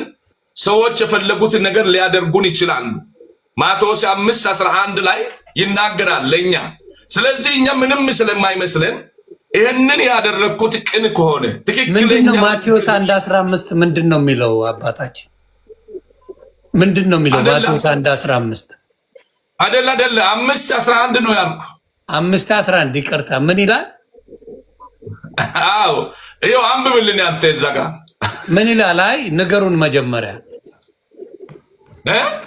ሰዎች የማይሆነው ስም ሲሰጣቸው ሰዎች የማይሆነው ስም ሲሰጣቸው የፈለገው ነገር በላይ ላይ አምጥቶ ቢከምርብን እኛ በእግዚአብሔር ዘንድ ዋጋችን ትልቅ እንደሆነ አይዛቸው እያለ የእግዚአብሔር ቃል መጽናናትን ይሰጣል። አነባለሁ። እንደዛ ነው የሚለው። እስቲ ላምቦታ አነባለሁ። አንብብልኝ። እሺ ማቴዎስ 5:11 እንደዚህ ይላል።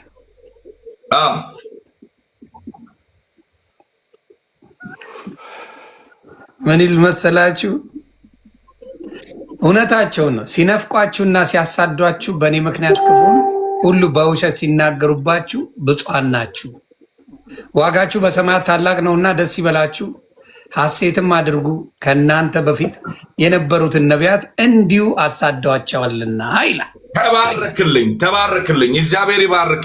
ስለዚህ እኛ ደግሞ ወንጌል ይዘን እውነተኛ አገልጋይ እንሁን እንጂ ማንሸቅጥ፣ የማንሰርቅ፣ ህዝብን ማንዘርፍ እንሁን እንጂ ትክክለኛ አገልግሎት እያገለገለን ለሚያገለግለው ደግሞ እግዚአብሔርም የትኛውም ስፍራ ሄዶ ብንሄድ ብንንቀሳቀስ ሰው አስነስቶ አንቺ እንዳልችው ሊሰጠን ይችላል። ነገር ግን ትክክለኛ ከሆነ እዛ አኳን ተቀምጦ ችግር የሚያመጣ አይደለም። አኳን አስቀምጬ ሌላ ስራ ቢሰራበት፣ ወንጀል ቢሰራበት፣ ዝሙት አመፅን ቢሰራበት፣ ጉቦ ቢቀበል፣ የተለያየ ነገር ቢያደርግ፣ ቢያመነዝር፣ አመንዝሮች ሰፈር ዝሙት ምንድን ነው? ስማ፣ በደንብ ስማኝ። ቆይ ልሰማ እኮ ነው። ዝሙት ምንድን ነው? ይሄ ሁሉ አመፅ የሚያደርግ ከሆነ ትክክል ነው ትይናል። መናገር ዝሙት መፍትሄ አለ። ምንድነው? የሚያመነዝር አውቃለሁ። ዝሙት ምን ማለት ነው? ያው እኮ ነው። ምን ዞሮ ዞሮ ያው እኮ ነው። ምንም ለውጥ የለውም። ወደዛ ነው የሚያዘነብለው። ዝሙት ማለት አንተ አታውቅም። የሚያመነዝረው ማለት አይደለም። የሚያመነዝር ማለት ነው። ዝሙት ምንድነው? ዘማች ማለት ነው። እኔ እየጠየኩኝ ይሄ ሁሉ የደረደረ እርሳቸው እኔ እየጠየኩኝ ይሄ አይደለም። ይሄ ሁሉ መደረደር አያስፈልግም። ጥያቄው አንተ አይመስልም። አኮንቱን አንሳ ነው እንጂ ሌላ ነገር አይደለም። እኔ አገልጋይ አይደለም ምና ሌላ ነገር ፎሮሶስ አላውራም። ስለሚወድ ማለት ነው። አይወዳለው እርሳቸው አይላቡ ሶማት ግን ብዙ ትውልድ ተበሰብሷልና በተለይ ሰሞኑ ምን እያየ ነበር? አንድ ሰው ጭስ ይዞ ቤተክርስቲያን መድረክ ላይ ቆሞ እንጨት ጭሱ ይጭሳል ወደ ላይ። ዘንድሮ ከባድ ጊዜ እየመጣ ስላለው ትውልዱ በእናንተ ምክንያት እንዳይቀጥፉና እግዚአብሔር እኛ እንዳይጠይቅ ራሴን ይፈራለሁ በነገራችን ላይ። ስለዚህ አኮንቱን አነሳ ነው። እግዚአብሔር አኖረኛ አይደለም እስከ ዛሬ የሰው እጅ አይደለም የእግዚአብሔር ይቅድ እንጂ። ይኸውልሽ ምን ብለሽ ነበረ ፕሮፌት የምትጸልዩ መሰለ?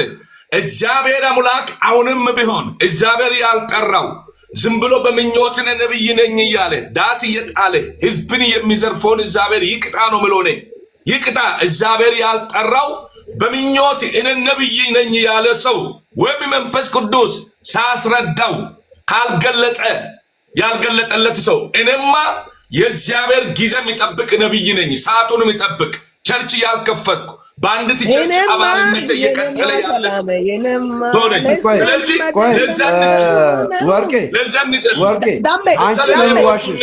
ለምን ዋሸሽ?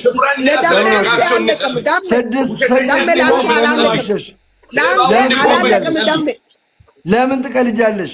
እንደገና ደግሞ የደምረው ፍሬ ምንድን ነው አለሽ? እግዚአብሔር ገስጽሽ። እኔ ፍሬ ወንድ አይደለሁ እንዴ? የደምረው ፍሬ ምንድን ነው የምትዩ? ወንድ አይደለሁ እንዴ? እግዚአብሔር ገስጽሽ። የደምረው ፍሬ ምንድን ነው ብለሽ ትጠይቂዋለሽ እንዴ? በጣም እኮ የሚገርም አሳፋሪ ነገር እኮ የምትናገሪው። የደምረው ፍሬ በጣም አሞኛል። ደምቶ አንድ ጊዜ እኮ ያው ቀልድ ቦታ አለ።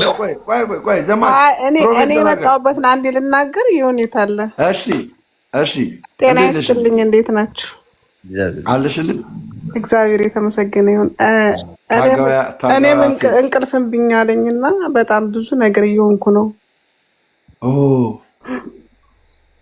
እሺ እኔ ልናገርና ከመጣው ላይ ቀር አጭር ነገር ልበልና ልውጣ። እስካሁን ያው ሁላችሁንም ሰምቻችኋለሁ። በጣም ሁላችንም የምንናገረው በውስጣችን ካለው ቅናትና መሻት አንጻር ነው። ጥሩ ነው፣ የሚበረታታ ነው።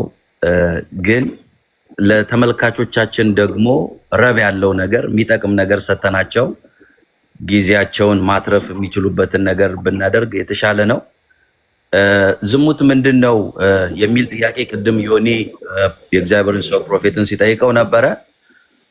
ይህንን ጥያቄ መልሼ አጭር በውስጥ ያለውን ሀሳብ ተናግሬ እወጣለሁ።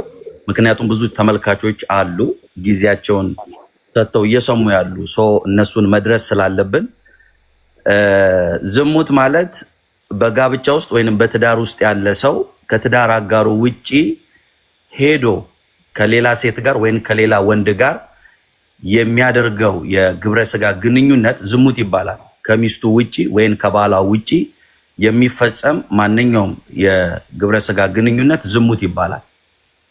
ምንዝርና ተመሳሳይ ሀሳብ ነው ያለው። ዝሙት ከሚስት ውጪ ወይም ከባል ውጪ የሚደረግ የግብረ ስጋ ግንኙነት ነው። ትዳር እያለው ሰው ጋብቻ እያለው ሰው ከጋብቻው ውጪ ወይንም ከትዳር አጋሩ ውጪ ሄዶ የሚፈጽመው ድርጊት ዝሙት ይባላል።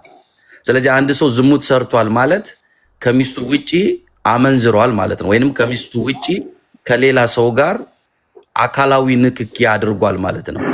እና የዮኒን ጥያቄ በዚህ መመለስ ፈልጋለሁ። ለተመልካቾችም በእንዲህ አይነት ሐሳብ ጥያቄውን ምናልባት መመለስ ከተቻለ ነው።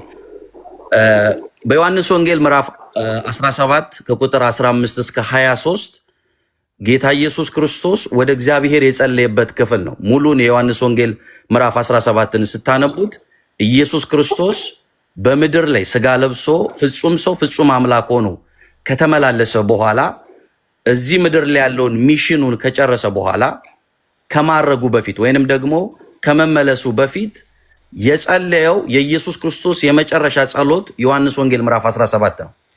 ከቁጥር 15 እስከ ቁጥር 23 ድረስ ኢየሱስ ለተከታዮቹ የጸለየው ጸሎት ነው። በጣም የሚገርም ነገር ነው እዚህ ጋር የተናገረው። ቁጥር 15፣ 16፣ 17፣ 18 እስከ 23 ድረስ ስትሄዱ ሶስት መሰረታዊ ነገሮችን ጌታ ኢየሱስ ክርስቶስ ለተከታዮቹ ጸለየላቸው። የመጀመሪያ የጸለየላቸው ጸሎት ከዓለም እንድታወጣቸው ሳይሆን በዓለም ሳሉ እንድትጠብቃቸው እለምንሃለሁ። አባት ሆይ ከዓለም እንድታወጣቸው ሳይሆን በዓለም ሳሉ እንድትጠብቃቸው እለምንሃለሁ። መጽሐፍ ቅዱስ ሲናገር ይህች ዓለም በክፉ ተይዛለች ይላል። በክፉ የተያዘች ዓለም ውስጥ ነው የምንኖረው። እግዚአብሔር እኛን ከዓለም ውስጥ ማውጣት ሳይሆን የሱ ፕሮግራም በዓለም ውስጥ ስንኖር ከዓለም ተጠብቀን እንድንኖር ነው። የጌታ የኢየሱስ ክርስቶስ ጸሎትም የእግዚአብሔር ሐሳብም ክፋት ያለበት፣ ዘረኝነት ያለበት፣ አመጽ ያለበት፣ ክፋት ያለበት፣ ውሸት ያለበት፣ ማጭበርበር ያለበት፣ ጥላቻ ያለበት፣ ቂም ያለበት፣ ግፍ የሚፈጸምበትና የሚወራበት የሚሰማበት ዓለም ውስጥ ነው የምንኖረው። ከቀን ወደ ቀን እየጨመረ ነው ያለው።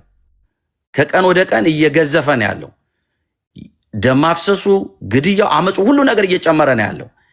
በዚህ ዓለም ውስጥ ነው የምንኖረው። በዚህ ክፋትና ጨለማ በሞላበት ዓለም ውስጥ ነው የምንኖረው። በዚህ ዓለም ውስጥ ስንኖር ተጠብቀን እንድንኖር ጌታ ኢየሱስ ክርስቶስ ጸለየ። ምን ብሎ ጸለየ? ጠብቃቸው። በዓለም ሳሉ ምን አድርጋቸው? ጠብቃቸው። ዛሬ በጌታ በኢየሱስ ክርስቶስ ስም ይሄንን ቪዲዮ እየተመለከታችሁ ያላችሁ ሰዎች፣ አሁን ይሄንን ድምፅ እየሰማችሁ ያላችሁ ሰዎች እግዚአብሔር በሁሉ አቅጣጫ መለኮታዊ ጥበቃ እንዲያደርግላችሁ ጸልያለሁ። ሁለተኛው ጌታ ኢየሱስ ክርስቶስ የጸለየው ጸሎት አንድ አድርጋቸው፣ እኔና አንተ አንድ እንደሆንን እነሱም ደግሞ አንድ እንዲሆኑ እለምንሃለዋል። የመጀመሪያ ጠብቃቸው ነው። ሁለተኛ ደግሞ አንድ አድርጋቸው ነው። ዛሬ ብዙ መለያየት አለ። በባልና በሚስት በወላጆችና በልጆች በሀገር በፖለቲካ በሁሉ አቅጣጫ ላይ ከፍተኛ የሆነ መለያየት አለ። በዘረኝ ከፍተኛ የሆነ መለያየት አለ። ጌታ ኢየሱስ ክርስቶስ የመጨረሻ የጸለየው ጸሎት አንድ አድርጋቸው ነው። በሐሳብ በአመለካከት በሁሉ አቅጣጫ አንድ አድርጋቸው፣ እኔና አንተ አንድ እንደሆንን። እዚህ ጋር ጥያቄ ያለኝ ይቅርታ ስላቋረጥኩ። አንድ አድርጋቸው ካለ ለምንድን ነው ወንጌላውያን የተለያዩት? እስቲ እዚህ ጋር መልስ አለ። አንድ አድርጋቸው ይላል አይደለ? ስለዚህ እናንተ ጋር ደግሞ በጣም የተለያየ አይነት ዲኖሚኔሽን አለ። በምንድን ነው አንድ የሚሆኑት? እስቲ አብራራልኝ። እሱ ነው። ቴንኪው ዮኒ፣ በጣም አመሰግናለሁ። መጽሐፍ ቅዱስ ሲናገር እኛ ሁላችን የክርስቶስ ልብ አለን ይላል። አሁን ትልቁ መጽሐፍ ቅዱስ ላይ ስትመጣ እያንዳንዱ ነገር አንድ አንድ አንድ አንድ ነው የሚለው። እዚህ ምድር ላይ አንድ ጊዜ ነው የተወለድነው። የምንሞተውም አንድ ጊዜ ነው። የምንድነውም አንድ ጊዜ ነው። እንደገና ደግሞ ጾታችንም አንድ ነው። የተፈጠርንበት ነገር ሁሉ አንድ ነው። መጽሐፍ ቅዱስ ሲናገር የሁሉ ጌታ አንድ አምላክ ነው ይላል። መንፈስ ከአንዱ መንፈስ ጠጥታችኋል ይላል። አንዲት ቤተ ክርስቲያን ይላል መጽሐፍ ቅዱስ ላይ። የተከፋፈለ ነገር እሱን አንደርስታንድ እሱን እኮ ገባኝ። ግን አሁን በእኛ ለምንድን ነው እናንተ ቤት አሁን አንተ የምታመልከው የአንተ እምነት ከሌሎቹ ይለያል? ከፕሮፌት ዘማች ጋር ሊለያ ይችላል። ከፕሮፌት ወርቅዬ ጋር ሊለያይ ይችላል። ለምን ሆነ? እሱ አንድ ከሆናችሁ በክርስቶስ አንድ ከሆነ ትምህርታችሁ አንድ ነው መሆን ያለበት። ለምን ተለያያችሁ? ወደ ስብከቱ ስለሄድክ እሱንም አብሬ ልንገር ብዬ ነው። የዶክትሪን መለያየት ሊኖር ይችላል። ለምሳሌ ታዲያ አንድነት እሱ ላይ አይደል? ክርስቶስ አንዱ ነው ያለው ዶክትሪኑ ላይ አይደል እንዴ? ትምህርቱ ላይ አይደል እንዴ? ሌላ ምኑ ላይ ነው አንዱ ነው የሚለው? ታዲያ ክርስቶስ ትምህርቱ ላይ በክርስቶስ ባለው ትምህርት ላይ አንድ ካልሆንክ በሌላ በምን አንድ ልትሆን ነው? መሰረታዊ በሆኑ ሀሳቦች ላይ አንድ አይነት ይላል የሚላለ መጽሐፍ ቅዱስ ላይ መሰረታዊ በሆነው ላይ አንዱ ነው፣ በሌላው አትሆኑ የሚላል ኖ። አሁን ምንድን ነው መሰለ አመለካከት አለ። መጽሐፍ ቅዱስ በስነ መለኮት እያንዳንዱ ሰው መጽሐፍ ቅዱስ ላይ የሚለውን ልጠይቅ። የተወሰነውን ተስማሙ፣ የተወሰነውን አትስማሙ የሚላለን የለም እኮ የለም፣ እንደሱ የሚል የለም። ስለዚህ አንዱኑ ብለህ እየሰበከኝ እዚሁ ጋር በትምህርት ልዩነት ካለ ትክክለኛ አይደለም ማለት ነው። ትክክል። የኢየሱስም ጸሎት ያ ነው። አንድ እንዲሆኑ እለምንሃለሁ። ኢየሱስ ክርስቶስም የጸለየው ጸሎት ያንን ነው። ጠብቃቸው። በጣም መሰረታዊ የሆነ ጸሎት ነው። አንድ አድርጋቸው። ልዩነት አለ። በዛን ዘመን ኢየሱስ በነበረበትም ዘመን የአስተምሮት ልዩነት ነበረ፣ መከፋፈል ነበር። ፈሪሳውያን ነበሩ፣ ሰዱቃውያን ነበሩ። የሀሳብ ልዩነቶች ነበሩ፣ የአመለካከት ልዩነቶች ነበሩ። ሰንበት ላይ ፈውስ አይገባም የሚሉ ሰዎች ነበሩ። ሰንበትን ልናከብር ይገባል የሚሉ ሰዎች ነበሩ። ሃይማኖተኛ ሰዎች ነበሩ። እንደገና ደግሞ እውነተኛም ሰዎች ነበሩ። ቀራጩ ብዙ የተደበላለቀ ልዩነቶች ነበሩ። ያንን ልዩነት ኢየሱስ ስለተመለከተ አንድ ጸሎት ጸለየ። ምን ብሎ? አንድ አድርጋቸው፣ ወደ አንድነት አምጣቸው፣ አንድ አድርጋቸው ብሎ ጌታ ኢየሱስ ክርስቶስ የጸለየው ጸሎት ነው። ስለዚህ የሀሳብ ልዩነት አለ። ትክክል። በብሔር የተከፋፈለ አለ፣ በአመለካከት የተከፋፈለ አለ፣ በዶክትሪን የተከፋፈለ አለ። በብዙ ነገር ውስጥ ያ ግን እኮ ጴንጤ ቤት ብቻ ነው የሚበዛው። ማብረጣ አሁን በኢትዮጵያ ላይ ብንሄድ በኢትዮጵያውያን ላይ ፕሮቴስታንት ላይ ብቻ ነው የሚበዛው። ሌላው ጋር ልዩነት አታገኝም። ይዶንት። ስለዚህ ኮስችን ማርክ ማድረግ ያለብህ የት ቤት ነው? አንዱኑ ብሎ ጌታ አስተምሯል። አንድ ሆነው የሚያስተምሩት የትኞቹ ናቸው? አንድ ያልሆነው የትኛው ነው ብሎ ራስን መጠየቅ። ስትጠይቀው መልሶ አንተ ጋር አለ። አንድ ያልሆነው የእናንተ ህብረት እንጂ የሌላው አይደለም። አዎ እሱን እኛ ነን ከፋፍለን የምንናገረው እንጂ ፕሮቴስታንት፣ ኦርቶዶክስ፣ ሙስሊም፣ ካቶሊክ የምንለው እኛ ነን እንጂ እግዚአብሔር የሚያውቃት አንድ ቤተ ክርስቲያን ናት። ለክርስቶስ የታጨች ክርስቶስ መጥቶ የሚወስዳት አንድ ቤተ ክርስቲያን ናት። አሁን እግዚአብሔር ፕሮቴስታንት የሚለውን ኦርቶዶክስ የሚለውን አያውቀውም። እሱ የሚያውቀው በክርስቶስ ኢየሱስ ደም የተዋጀችውን። ኦርቶዶክስ ማለት ሚኒጉ ራሱ እኮ ይለያል። ቀጥተኛ ማለት ነው። ፕሮቴስታንት ማለት ፕሮቴስት ማድረግ እኮ ነው፣ መቃወም ማለት ነው። ኦርቶዶክስ ማለት ይኬን ልከብ ዲክሽነሪ ቀጥተኛ ትክክለኛ ማለት ነው። ፕሮቴስት ማለት መቃወም ማለት ነው። ትርጉሙ ራሱ ስትሄድ ተቃውሞና ትክክለኛ የቱን ነው? አንተ እንደ ሰው ብታይ የምትከተለው ትክክለኛ እንጂ ተቃውሞን አይደለም። ስለዚህ አንዳንዴ ስብከቱን ሳይሆን መጀመሪያ በራስ ላይ መስራት ነው። እስቲ እናንተ ወደ አንድነት መታችሁ፣ ሌላውም ወደ አንድነት መጥቶ ከእናንተ ጋር ያምልክ። የአንድነት አምልኮ የለም። የዲኖሚኔሽን ልዩነት ካለ አንድነት የለም። አቀተመ there is no disagreement with that። ገባ? አንድነት ከሌለ ምንም አይነት አምልኮ ተቀባይነት የለውም። በአንድነት ነው ልታመልከው የሚገባው እና ያንን ነው ልል የምፈልገው እኔን ከጠየቀኝ። ስለዚህ በአንድነት ላይ ብትሰብከን እናንተ ጋር አንድነት ስለሌለ ሰው ይስቃል ከታች። እንዲሳቅብህ ስለማልፈልግ ችግር የለም ዮኒዬ። እኔ አሁን ምንድን ነው የምልህ፣ ኦርቶዶክስም በለው ፕሮቴስታንትም በለው ቀጥተኛም በለው ተቃዋሚም በለው ሌላም ስም ስጠው፣ እግዚአብሔር ምድር ላይ ያለችውን ቤተ ክርስቲያን የሚያውቃት በክርስቶስ ኢየሱስ የተዋጀችውን ንጽሕት የሆነች ለጌታ ለኢየሱስ ክርስቶስ የታጨችውን በኢየሱስ ክርስቶስ የደም ዋጋ የተዋጀችውን ቤተ ክርስቲያን ነው የሚያውቃት። እግዚአብሔር የሰው ልጆችን የሚያውቀው በክርስቶስ ኢየሱስ ነው። ማናት እሷ? በአንተ አሁን ማናት? አሁን እናንተ ጋር ብዙ አይነት ስላለ ማናት እሷን ካልከኝ አንተ ለምሳሌ ማናት እሷ? በእናንተ የተጻፈችው ያችኛዋን የተቀበሉ በ19ኛው ክፍለ ዘመን የመጡ ናቸው። ከዛ በፊት የሉ። እኔ የአዲስ ኪዳን ነው ባህሪ የአዲስ ኪዳን ቤተ ክርስቲያን ብዬ የማምነው በእኔ መረዳት በእግዚአብሔር መልክና አምሳል የተፈጠረውን ሰው ነው። በአዲስ ኪዳን ላይ እናንተ ከእግዚአብሔር የተቀበላችሁት የመንፈስ ቅዱስ ማደሪያ ቤተ መቅደስ ናችሁ ይላል። ጌታ ኢየሱስ የሞተው ለህንፃ አይደለም፣ የሞተው ለሰው ልጆች ነው። የእግዚአብሔር መንግስት የሚያወጣው ያን ሁሉ ታዲያ ጳውሎስ ያን ሁሉ ለየቤተ ክርስቲያናቱ መጽሐፍ ለምን አስፈለገው? የጻፈው ለሰው ልጆች ነው። የሰው ልጆችን አድሬስ አድርጎ ነው የጻፈላቸው። የሚድኑበትን ቤተ ክርስቲያን የሚያገለግሉ ሐዋርያቶች የሉም ነበር? በዛ ሰዓት ነበሩ። ሐዋርያቶቹ ናቸው ያንን ነገር እያነበቡ የሚያስተምሩበት አይደል? ትክክል ነበሩ። ስለዚህ ለሰዎች የተጻፈ ወንጌል ነው። እኛ ቤተ መቅደስ ከሆንን ለእኛ የተጻፈልን ነገር አለ፣ በዛ በቅድስና እንድንመላለስ። ያ ነው መሴጁ በትክክል። ስለዚህ አሁን ልል የምፈልገው ምንድን ነው፣ መጀመሪያ አንድነቱ ላይ መስራቱ በጣም መልካም ነገር ነው። የለያያችሁን ነገር እንዴት አድርገን ወደ አንድ እናመጣዋለን የሚለው ስራ እናንተ ጋር መሰራት አለበት ብዬ አምናለሁ። በትክክል ኮንፊውዥን አይፈጥርም። አሁን ለምሳሌ አንድ ሰው ቢመጣ የት ነው የሚመጣ? እሺ እኛ አንድ ነው ማኛ እኛ አንድ ነው። በምን ላይ ነው ተለያየው? እኛ በትምህርቱ ላይ ነው። በትምህርቱ ስትል በጣም መልካም። አንዳንዱ እንግዲህ እናንተ ጋር መካነ ኢየሱስን ከወሰድሽ ህፃናቶችን የሚያጠምቁ አምነው አሉ። ወንጌል ሙሉ ወንጌል ከሄድሽ እንደዛ አይነት ትምህርት የለም። ቁርባኑን ለመዳን የሚወስዱ አሉ። ቁርባንን ለመታሰቢያ የሚወስዱ እናንተ ጋር አሉ። የትምህርት ልዩነት በደንብ አለ አይደል? እኛ ስለዚህ አንድነቱ ምን ላይ የተጻፈ መጽሐፍ ለምሳሌ ልጆች በህፃንነቱን ጥምቀት የሚሰጥ ብሉይ ኪዳን ላይ ነው። በጥምቀት እኔ ራስ በሰማና ነው ተጠመቅኩኝ። በሰማና ተጠመቅ ሴት ነኝ። እኛ አሁን ቤንጦች ወይም ተለያያችሁ፣ ትምህርታችሁ ትክክል አይደለም። እኛ አባታችሁ ትምህርታችሁ ይለያያል።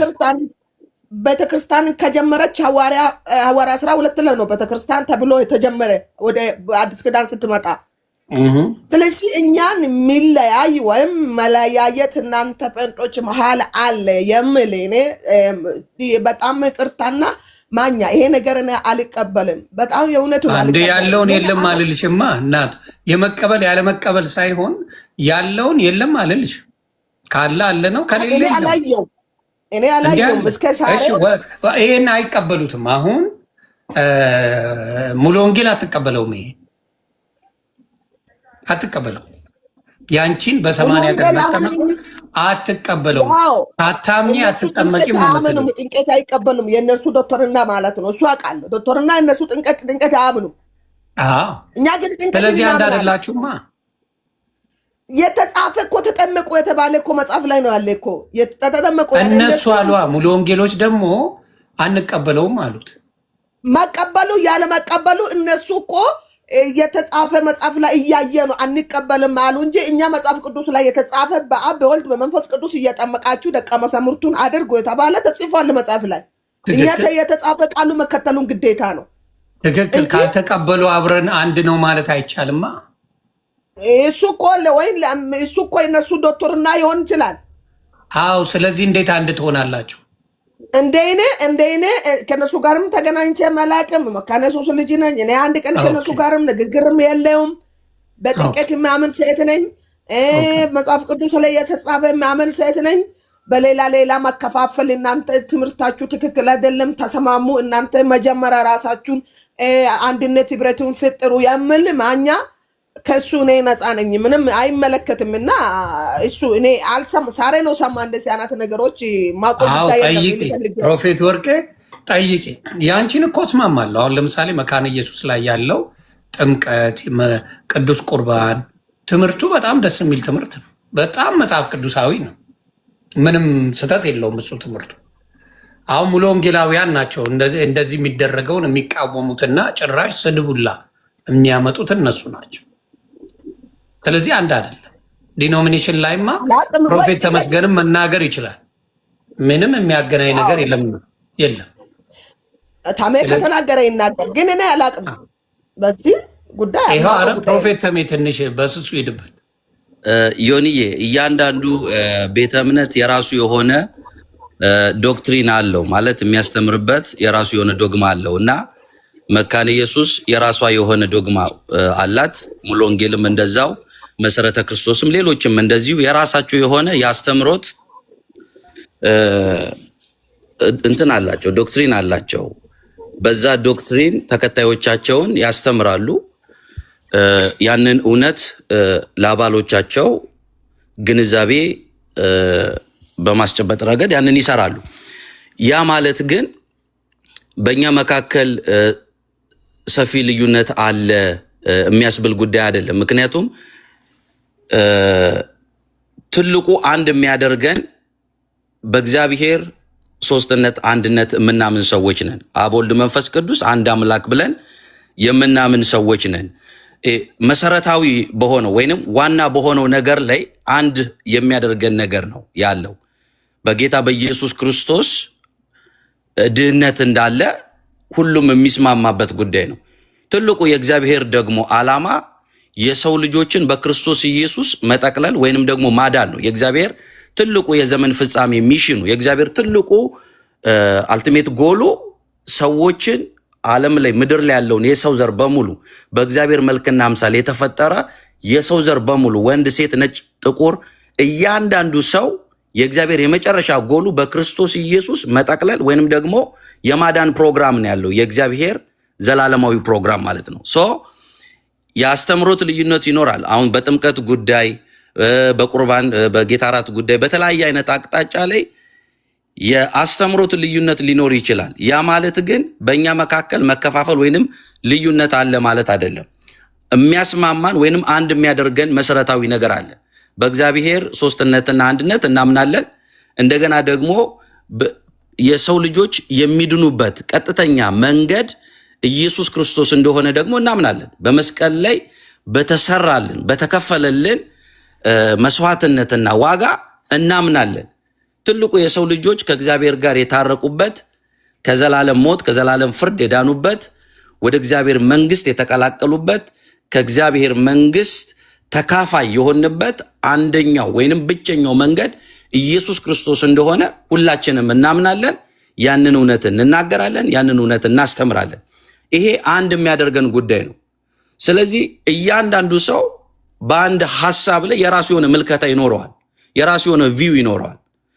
አንተ አሁን ከየትኛው ቸርች ነው ብዙ ጊዜ የምትከታተለው ጉባኤ የምትከታተለው? መሰረተ ክርስቶስ ላይ ነው ረጅሙን። መሰረተ ክርስቶስ ሐዋርያት ምናምን ትሾማለች? መጽሐፍ ቅዱስ ስለ አምስቱ የአገልግሎት አላልኩኝም እኔ። መሰረተ ክርስቶስ አንተ የምትከተላት ሐዋርያትን ነቢያትን ትሾማለች ወይስ አትሾምም? የሚሾሙ አሉ፣ እንደገና ደግሞ የማይሾሙ አሉ። እንደ ቤተ ክርስቲያኑ አይ መሰረተ ክርስቶስ ትሾማለች ወይ? ያው ብዙ ጊዜ ፓስተር፣ ወንጌላዊ፣ ነቢይ ይሾማሉ እኔ እስከማውቀው ድረስ።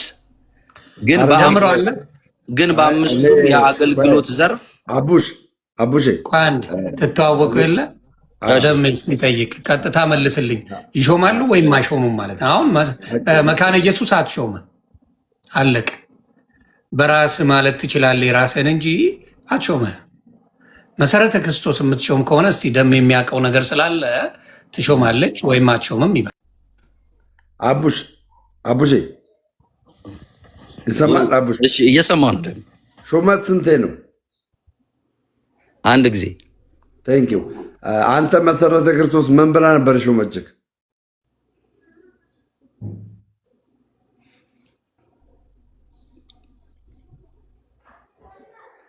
እኔ ለዚህ ነው እኮ ከጴንጤነት የወጣሁት።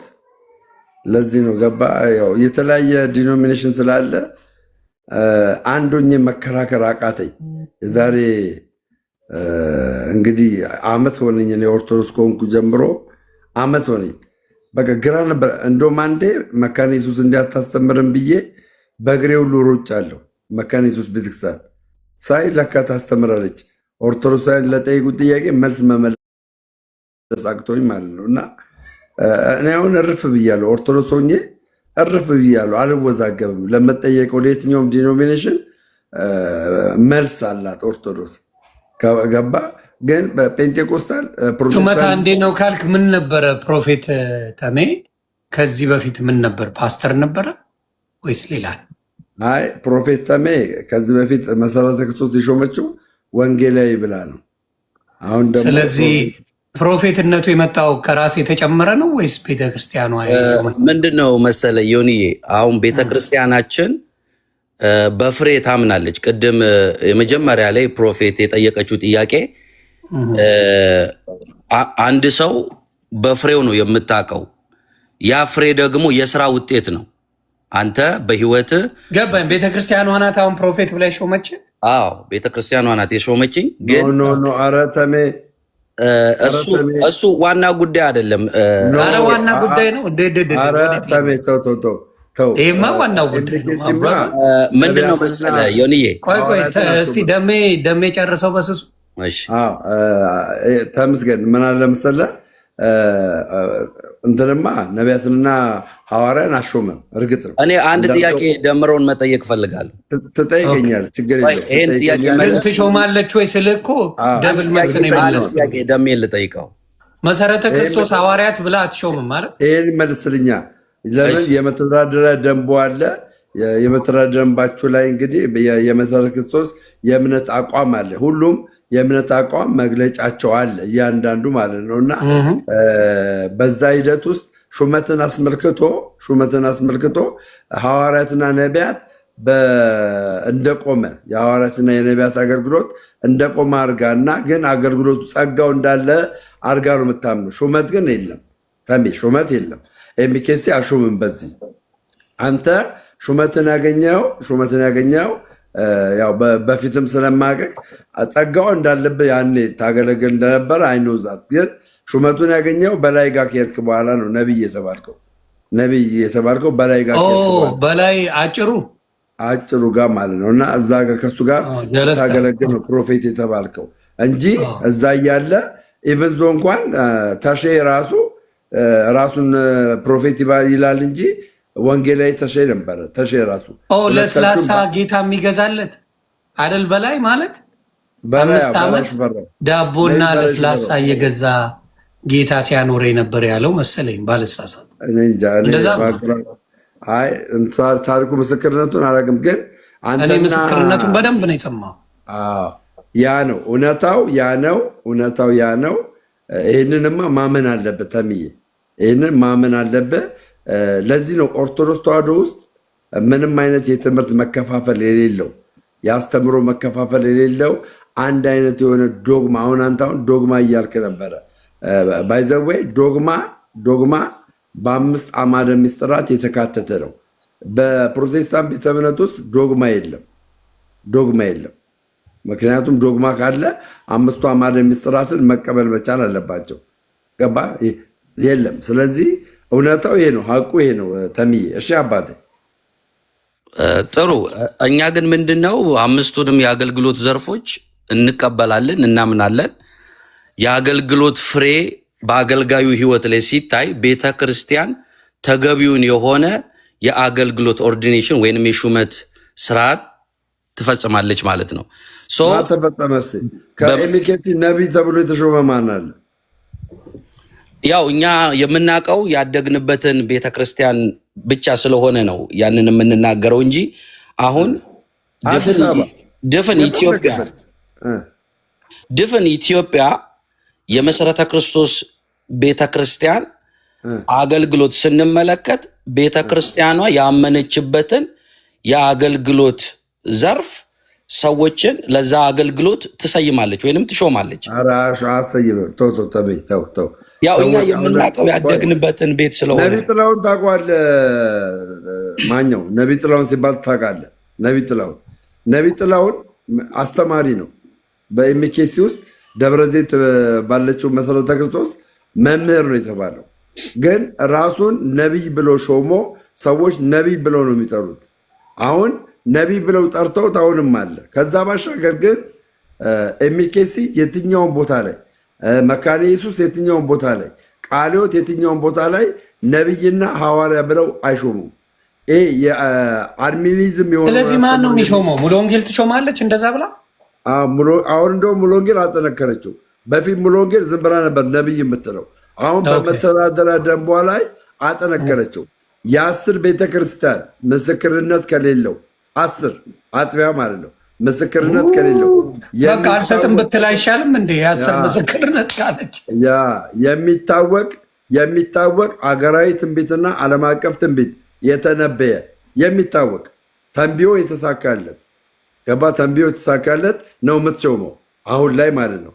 መተዳደሪያ ደንቧ ላይ ይህንን ያስቀመጠችው እና ተምዬ የለም ምናልባት መተዳደሪያ ደንቡን በደንብ ብታየው ደስ ይላል። አመዬ ሌላ ጀለስ ላስገባል። ኢየሱስ አምላክ አይደለም የሚል ላምጣልህ አንዴ። እናንተ ቤት ያለ ናግባ አባቴ ናግባ። ምን አጨቃጨቀ? ጌታ ረድቶኝ ቸርች ከፍቼ ያለው እያለ ነው ዴንቪ የምትኖሩ ናግባ። ሴንት ፖል ለአንተ ያልሆነ ግባ አባት። ይኸው ንገረው ለፕሮፌት ተሞ ኢየሱስ ጌታ እንጂ አምላክ አይደለም ብለን ንገረው አባት። ሰላም ለእናንተ ይሁን። ኦኬ እድል ተሰጥቶኛል። ኦኬ ሁላችንም ያው በእግዚአብሔር ቃል ነው አይደል የምንተዳደረው። መሪ ቃላችን የእግዚአብሔር ቃል ነው አይደል? ምን ይላል እግዚአብሔር ቃል? ሮሜ 10:9 ላይ ምን ይላል? ኢየሱስ ጌታ እንደሆነ እንጂ አምላክ እንደሆነ መስክር አላለም። ኢየሱስ ጌታ እንደሆነ በአፍህ ብትመሰክር እግዚአብሔር ከሙታን እንዳስነሳው ብታምን ትድናለህ ነው። ያ ነው እንጂ የግድ አንተ እንደዚህ አላለም። ገብቷል? ኢየሱስ ጌታን ማለትና አምላክ ማለት ራሱ ልዩነቱን አላወቃችሁትም። አንተም ይሄንን ብታቀሩ ባታፈገፍግ ነበር። ገባችሁ? ይለያያል። እሱ ፕሪንሲፕል ጌታ ማለትም ማለት ነው፣ አምላክ ማለትም ማለት ነው። ያንን ማወቅ አለብን ማለት ነው። ይሄንን ሳታውቁ አንድ ሲጀመር ዓለምን ማሸነፍ አትችልም። ዮኒ እውነቱን ብንናገር ማለት ነው። ይሄንን ካላወቅ ማለት ነው። ምን ይሁን መሰለህ? ቆይ ሳጨርሰው ጴንጤዎች ወንድምና እህቶቼ ሳይነግሩ እኔ ልንገርህ። ምን ታረግ መሰለህ? የትንቢተ ኢሳይያስ ምዕራፍ 9 ከቁጥር 6 ጀምሮ አንብልሃለሁ ወይም ታነባለህ። ምን ይልበስ? ሕፃን ተወልዶልናልና ወንድ ልጅም ተሰጥቶናልና አለቅነትም በጫንቃው ላይ ይሆናል። ስሙም ድንቅ መካር፣ ኃያል አምላክ፣ የዘላለም አባት፣ የሰላም አለቃ ተብሎ ይጠራል ይላል። አምላክ አልተባለም ነው አንተ እያልክ ያለው አይደለ? እሱ ለኢየሱስ አይደለማ። ለማን ነው ይሄ የተወለደ አምላክ? ቆይ ሌላ የተወለደ አምላክ አለ? ሲጀመር አምላክ አይወለድም። ሕፃን ተወልዷልና ይላል። ሕፃን ነው የተወለደው እንጂ አምላክ ነው ይላል። ኦኬ ስማ፣ ሕፃን ተወልዷልና ማን ነው ሕፃን የተወለደው? ንገረኝ መጀመሪያ። ኢየሱስ። ተባረክልኝ። ኢየሱስ ሕፃን ተብሎ ተወልዷል አይደለ? ከዛ ቀጥሎ ያለው ከዛ ወንድ ልጅም ተሰጥቶናልና ይላል። አይ ነው። ከዛ ቀጥሎ አለቅነት በጫንቃው የዘላለም ላይ ይሆናል አለ። እሱ ስሙም ድንቅ መካር፣ ኃያል አምላክ፣ የዘላለም አባት፣ የሰላም አለቃ ተብሎ ይጠራል ይላል። እሱ ለኢየሱስ አይደለም። አውራቸው እንግዲህ የእናንተ ቤተሰቦች ስለሆኑ እኔ ለኢየሱስ ነው፣ ኢየሱስ አምላኬ ነው። ቆይ ደሜ ፕሮፌት ተሜ ጋር ትንሽ አውሩ፣ የእናንተ ቤት ስለሆነ ጴንጤሮ እንደሶሽሽ ብዙ ጊዜ የኢየሱስን አምላክነት የሚቃወሙ ሰዎች አንደኛ ራሱን የቻለ ክህደት ነው። ይሄ ደግሞ በመጨረሻው ዘመን ይመጣል ተብሎ የሚጠበቀው ሐሰተኛው መሲህ መገለጫው አንዱ ምልክት የኢየሱስ ክርስቶስን ጌትነትና አዳኝነት መቃወም ነው። በመቃወም ነው የሚጀምረው። ኢቨን ኢየሱስ ታላቅ ወንድማችን ነው አምላክ አይደለም የሚል አስተምሮት አለ። እንደገና ደግሞ እሺ ያልጨረሰው ነገር ካለ ይቀጥልና ቀጥሎ አወራለሁ። ኦኬ አሁን እኮ ምንድነው መሰላችሁ ኢየሱስ ክርስቶስ ያድናል ብለህ በአደባባይ ሳትናገር ሌላ ወደ ሌላ ቦታ ምን ወሰደ? ገባ እግዚአብሔር። ኦኬ አሁን ለምሳሌ የሆነ ያነበበው ቦታ ማለት ነው። ባይ ዘ ወይ አነበባችሁ ማለት ተረዳችሁ ማለት አይደለም። የሆነ ታላቅ ወንድሜ ነው የምትለው ኢየሱስ ክርስቶስ ቃሉ ነው እኮ የሚለው ቃሉ ነው እኮ የሚለው እኔ አይደለሁም እኮ ያልኩት። ግን ካሳኑ እንደዛ የሚለው ነው። አሁን እሱ ምንድነው አምላክ አይደለም የሚለው ነው። አሁን ወደ ወንድምነት ወረድን። አምላክ አይደለም ማለት ክህደት ነው። አረ ቦይፍሬንድ የሚሉ አመጣላችኋለሁ፣ ችግር የለም እናንተ ተስማሙ እንጂ እንደጣለ ራት አብረን ዲነር እንወጣለን የሚሉም አሉ። ቆይ አትቸኩል ወንድማችን ተመ አትቸኩል። ኦኬ ምንድነው መሰላችሁ ሰው እምነት ያው የግል ነው አይደል? ሰው አንተ የፈለግከው ማመን ትችላለህ። ግን ምንድነው መሰለ የፈለግከውን በማመን አታልፈውም ነገሩ እውነቱን ካላወቅክ ማለት ነው። ስታክ ታደርጋለህ። አንድ ቀን የማትወጣው ነገር አለ። ግልጹን እንነጋገር። ከአንድ ጉንፋን የማታልፈው ጊዜ ደግሞ ይመጣል። እውቀት ካለ ግን እውነቱን ከተረዳ ግን ያንን ታሸንፋለህ። ገባ? እኔ አሁን አሜሪካን ሀገር ስንት 16 ዓመት ኖሬያለሁ። አንድ ቀን ሆስፒታል አልሄድም። ብታመም ሄልዝ ኢንሹራንስ የሚሉት ምናምን አላውቅም። በድል እየኖርኩኝ ነው። ገባ? that's the point። ገብቷል እንጂ እንደነ ቀለሜ እርዳታ አምጡ ምናምን ብዬ እዚህ ልገባ ነኝ አላደርገውም እንጂ እኔ ምክንያቱም እኔ የንጉስ ልጅ ነኝ። ገባ? ኢየሱስ አምላክ ነው ስላልክ ብቻ አይደለም ዓለምን የምታሸንፈው ኢንፋክት ኢየሱስ የእግዚአብሔር ልጅ እንደሆነ ስታምን ነው እንጂ ኢየሱስ አምላክ ነው ብለህ ዓለም ባይ ዘ ዌይ የሆነ ነገር ልጠይቅህ። በዚህ ምድር ላይ ካንተና ከእግዚአብሔር ማን አምላክ አይደለም የሚለውን ሰው አምጥተህ መሀል ታደርጋለህ እንዴ? ራሱ መጀመሪያ ሮሜ 10:9 ላይ አንብቦት የጨረሰው ነገር እናንተ ቤት ኡስታዝም አለ ብዬ ነው። እናንተ ቤት ራሱ ኡስታዞች አሉ እያልኩ ለዚህ ነው አንድነት ያስፈልጋቸዋል የምለው። ለዚህ ነው ዮኒ ምንድነው በክብር አይደል ያስገባኸኝ? ክርስቶስን አምላክ አይደለም እያልክ ማን ነው? ይሄንን ሙስሊሞች ነው የሚሉት። አይደለም ዮኒ እኔ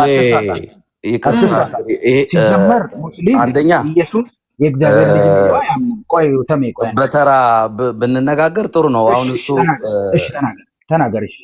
በእርግጥ የተነሳህበት ሐሳብ ቆንጆ ነው። ሮሜ 10:9 ላይ የተናገርከው ሐሳብ በቃ ትክክለኛ የሰው ልጆችን አድሬስ የሚያደርግ ሐሳብ ነው ይዘህ የተነሳው። ግን የኢየሱስ ክርስቶስን አምላክነት መካድ ስሬት የሌለው ኃጢአት ነው። መጽሐፍ ቅዱስ አምላኩን የሚሳደብ ወይም መንፈስ ቅዱስን የሚሳደብ ኃጢአቱ አይሰረይለትም ይላል። መንፈስ ቅዱስን መሳደብ ማለት አምላክ አይደለም ብሎ መናገር ነው። ጌታ አይደለም ብሎ መናገር ነው። አዳኝ አይደለም ብሎ መናገር ስድብ ነው። አምላክን የሚሳደብ ደግሞ ለኃጢአቱ ስርየት የለውም ይላል መጽሐፍ ቅዱስ። በጣም ጥንቃቄ የሚያስፈልገው መሰረታዊ ሐሳብ ላይ ነው እየተነጋገርን ያለ ነው።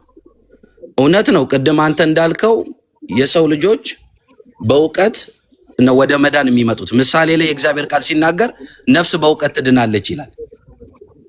ወደ ትክክለኛ መንገድ የሚመልሰንም የሚመራንም በመጽሐፍ ቅዱስ ላይ የተጻፈው የእግዚአብሔር ቃል እውቀት ሲበራልን ነው። የእግዚአብሔር ቃል እውቀት መገለጡ ሲያገኘን ነው፣ ብርሃኑ ሲያገኘን ነው። በኢየሱስ ጌትነት ላይ ጥርጣሬ ውስጥ ገብተን ጌታ ነው ጌታ አይደለም፣ አምላክ ነው አምላክ አይደለም፣ ይሄ እንደ ርዕስ ራሱ ሊነሳ የማይችል አከራካሪ ያልሆነ መሰረታዊ የሆነ እውነት ነው። የሰው ልጆች ሁሉ የሚስማሙበት ትክክለኛ በመጽሐፍ ቅዱስ ላይ ይቅርታ፣ በሱ ጉዳይ አይደል እንደ የተሰቀለው ጌታ ኢየሱስ ክርስቶስ በአምላክነቱን አለማመን አይደል እንደ ጸብ ተፈጥሮ የተሰቀለው? አትሳሳት፣ አይደለም የእግዚአብሔር ልጅ በመባሉ ነው የተሰቀለው። ዝም ብላችሁ የፕሮፌት ስም በስማችሁ ፊት ደርድራችሁ የማታውቁትን ነገር አታቦጫሩ። ያስ በፈትሻችሁ እውነቴን ነው። አም ቴሊንግ ዩ ዘ ትሩዝ። ዮኒ አንተ እንደው ጌታ ይባርክ፣ ለወንጌል በር ስለከፈትክ እግዚአብሔር ይባርክ አንተን። ነገር ግን እዚህ ጋር እኮ አምላክነቱን እየካደ ላለ ሰው መጽሐፍ ቅዱስ አንብበም ያስረድተም ሌላም ሰው እግዚአብሔር ሰው አስረድቶት እምቢ ያለ አሻፈረኝ የሚለው ይሄ ካድስ ስለሆነ ጌታ ይቅር በለው፣ እሱ ብታወጣ ይሻላል። ዮኒ ግን ሴልፎርድ የቸርች ዛሬ ነው ቸርች የጀመርኩት። ደሜ የት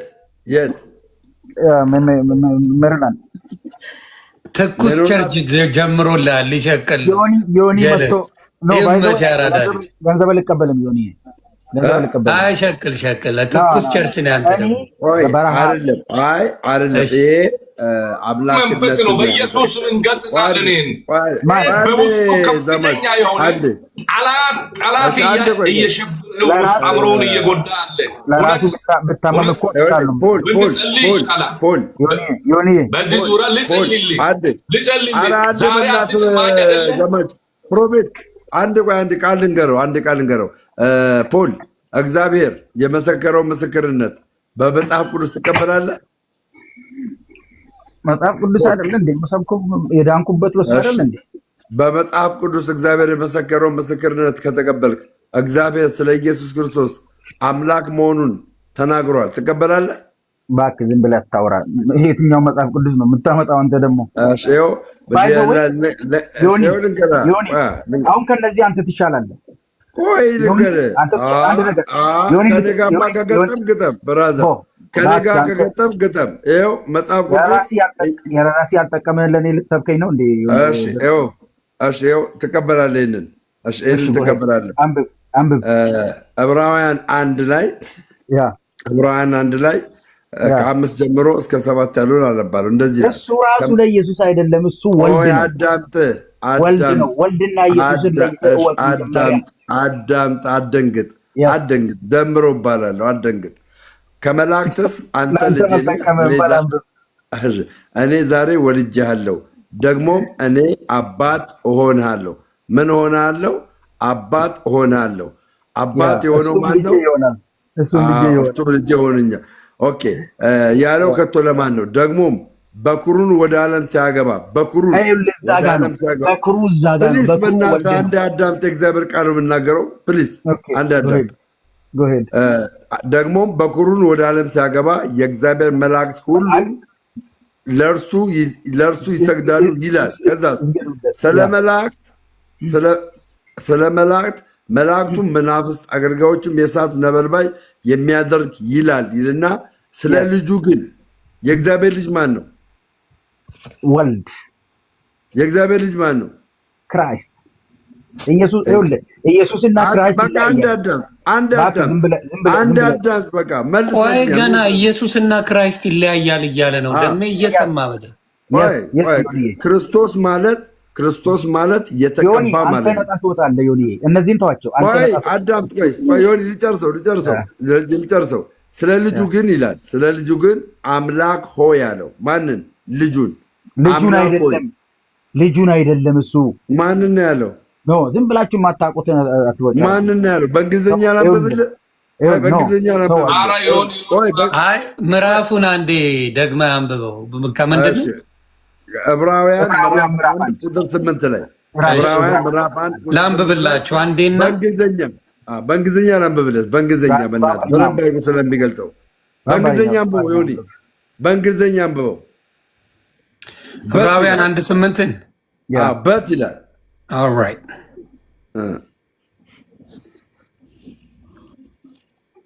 But of the Son he says, your throne, O God, is forever and ever, and righteous. A righteous scepter is the scepter of your kingdom. Thank you. Okay. But ከዛ በኋላ ምን አለ? ስለ ልጁ ምን አለው? እንዳገር አሁን ልዩነቱን ኢየሱስን እና ክራይስት ልዩነታቸውን ላሳይ። እሺ ኦኬ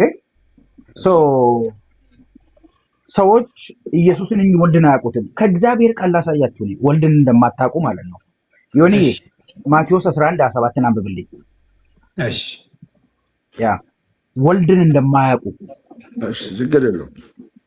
እነዚህ እኛ ፕሮፌት ነን ያሉት እኛ ሐዋርያ ነን ያሉት ቆይ ብራዘር ክርስቲያን ነኝ አባ እኔም ክርስቲያን የምትናገሩ መርዝ ነገርማ አከላከላለሁ። ማቴዎስ ስንትን አንተንም አልጠቀመም። ሌሎች ያው ማቴዎስ ስንት ነው? 11:27 እሺ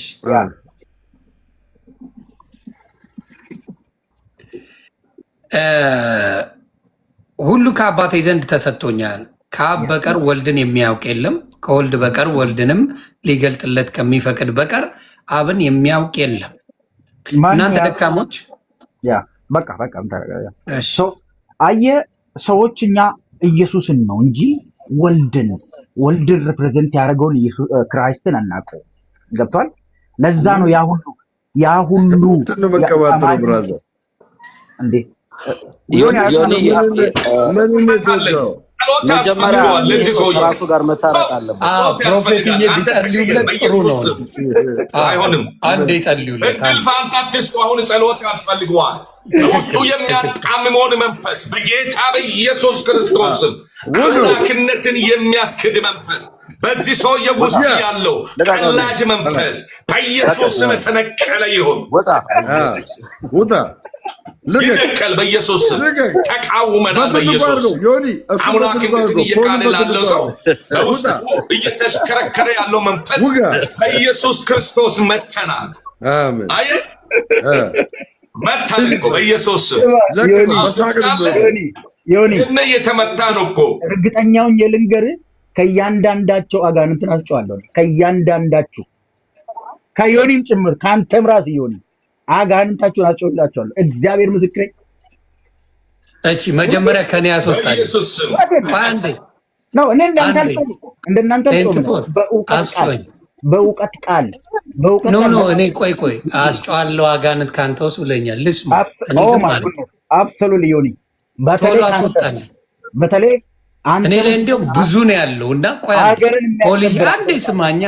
እኔ ላይ ብዙ ስላለ አንድ ላይ ስለመጡብኝ አንድ ያስወጣልኝ አንድ አብሶሉት። አሁን እንዲያውም ዮኒ አገርን ላይክ ህዝብን የሚያዋጋ የሚያጣላ አንተ ነፃ አደርጋለሁ፣ ነፃ አውጣለሁ። እሺ ንገር፣ ጨልልኛ። ኦኬ እድም ነገርኩ እኮ እኔ አልጮህም። የእውቀት ቃል ነው የምነግርህ። አዎ ንገረኝ። አይ አስወጣልኝ መንፈሱን አንዴ። ኦኬ listen to me listen ኦኬ ሶ የእግዚአብሔር እንደዚህ ያለ ጌታ ኢየሱስ ክርስቶስ ወንጌልን ስብከቱን ሲጀምር ማቴዎስ 4:17 ላይ መንግስተ ሰማያት ቀርባለችና ንስሐ ግቡ አለ። ምን ማለት ነው? ንስሐ ግቡ መንግስተ ሰማያት ቀርባለችና አለ። አሁን አንተ ፕሮፌት ብለህ የደረደርካቸው መንግስተ ሰማያት ምንድነው ብዬ ብጠይቃቸው አያውቁትም። መጀመሪያ ንስሐ ግባ የእውቀት አምላክነቱ አጀጀመረ ለማንቀጥቀጥ እያደረገ ጌታ በኢየሱስ ክርስቶስ በውስጥ ተቀምጦ የሚሽከረከር መንፈስ በኢየሱስ ስም ተነቅሎ ይዘነዘረኝ ነበር። በኢየሱስ ስም ያሉ በኢየሱስ ስም እድል ፋንታ አይሰጥም። በኢየሱስ ስም አምላክነቱን ለካርኮ እድል ፋንታ አይሰጥም። ውጣ ከዚህ ሂድ ከዚህ በኢየሱስ ስም በኢየሱስ ስም አምላክነትን እያጣመምክ ያለ ሰው በኢየሱስ ስም ከዚህ ሰዓት ጀምሮ እኔ ተቃውሜያለሁ በኢየሱስ ስም። ዮኒ እባክህን በቅንነት አንድ ጥያቄ ብቻ እንድጠይቅልኝ ማለት ነው። አሁን ብትታመም የት ነው የምትሄደው ብለህ ጠይቅልኝ።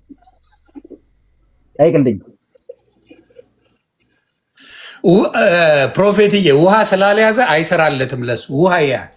ማን በዚህ ነው የማይረባ ወሬ እንትፖል ውሃ አልያዘም እና ውሃ ያዝ እንዲሰራ ውሃ ያዝ። ፕሮፌት አይደለም አምኖ ከመጣ ችግር የለውም። አምኖ ከመጣ ከያዘ በዚህ ሰዓት ነፃ ይፈታል። ሰው አምላክነቱን እያስካደው ነው። በውስጡ ያለው መንፈስ አምላክነቱን ጌትነቱን እያስካደው ነው፣ እያጣመመ ነው። ያ ሐዋርያ ጳውሎስ ያቻለ አይደለ ለአገር ገዢ ወንጌል ሲያስረዳ 13:7 ላይ አይኑ እንዴት እንዳጨለመ እዚህ ውስጥ ያለ ሰው ይኸውልህ ምሕረት የለውም ይላል። ቅድም እግዚአብሔር ሰው ተናግሯል። ተጠንቀቅ፣ ንስሐ ግባ፣ ፈጥነህ ንስሐ ግባ፣ ፈጥነህ ንስሐ ግባ። አውቀሞታል ፈጥነህ ንስሐ ግባ። ከአንደበት እያወቀን እኮ ነው፣ ከአንደበት እያወቀን ነው። ጌትነቱ ጌታ አይደለም እያለ እየተነበበ ወንጌል ትክክል አይደለም እያለ ሐሰተኛ መልእክተኛ እውነተኞችን ሐሰት ነው እያለ አንተ ሐሰተኛ ሆነ እያለ በዚህ ሰዎች መካከል ውስጥ ሐሰተኛነት አስመሰክራል። እዚህ ውስጥ አሁን አስመሰክራል እኮ ኢየሱስ ጌታ እንደው አምላክ እንደሆነ አምላክ አይደለም እያልክ እየካርክ ነው። መጽሐፍ ቅዱስ የሚለውን እየካርክ ነው፣ እያጣመምክ ነው። አዎ ስለዚህ በውስጥ ከፍተኛ የሆነው ጨለማ መንፈስ ስላለ እንገጽጻለን። ሁላችንም በኢየሱስ እጆቻችሁ አንሱ፣ ወደሱ አንሱ። ደም አንሳሲ ይሰራል። አሁን እግዚአብሔር ይሰራል። በዚህ ሰው ላይ ክፉ መንፈስ ይወጣል፣ ጨለማ መንፈስ ይወጣል፣ ይኸውልህ ቀላጅ መንፈስ ይወጣል፣ አስመሳይ መንፈስ ይወጣል። በኢየሱስ ዘማች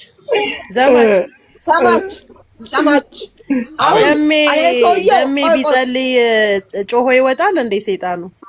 ቆይ አሁን ጮማ ማውጣቱ አይደለም እንዳትቀልዱ። ቆይ አይደለም ደሜ እጅህን አንሳና እንጸልይ ብለው ዮኒ ኦኬ አንተ ማለት ምን ችግር ያለው ብለሽ ነው? ባክ እጅህን መልስ። ነገር ብቻ እንዳትናገር አደረጋችሁ። የማስወጣት ስልጣን ያላቸው ሰዎች እኮ አሉ፣ ጸጋው የተሰጣቸው። ሁሉም ሰው ነው እንደሚያስወጣው። ዮኒ አንድ የገልጠቃቸው አሁን ዮኒም በለው ይሄ አሁን ፕሮፌት ትልቁ ሰውዬ ያልከውን በለው ቺታችንን በላት።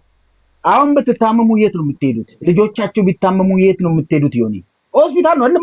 መልስ ያለ ልመልስ መልስ አለ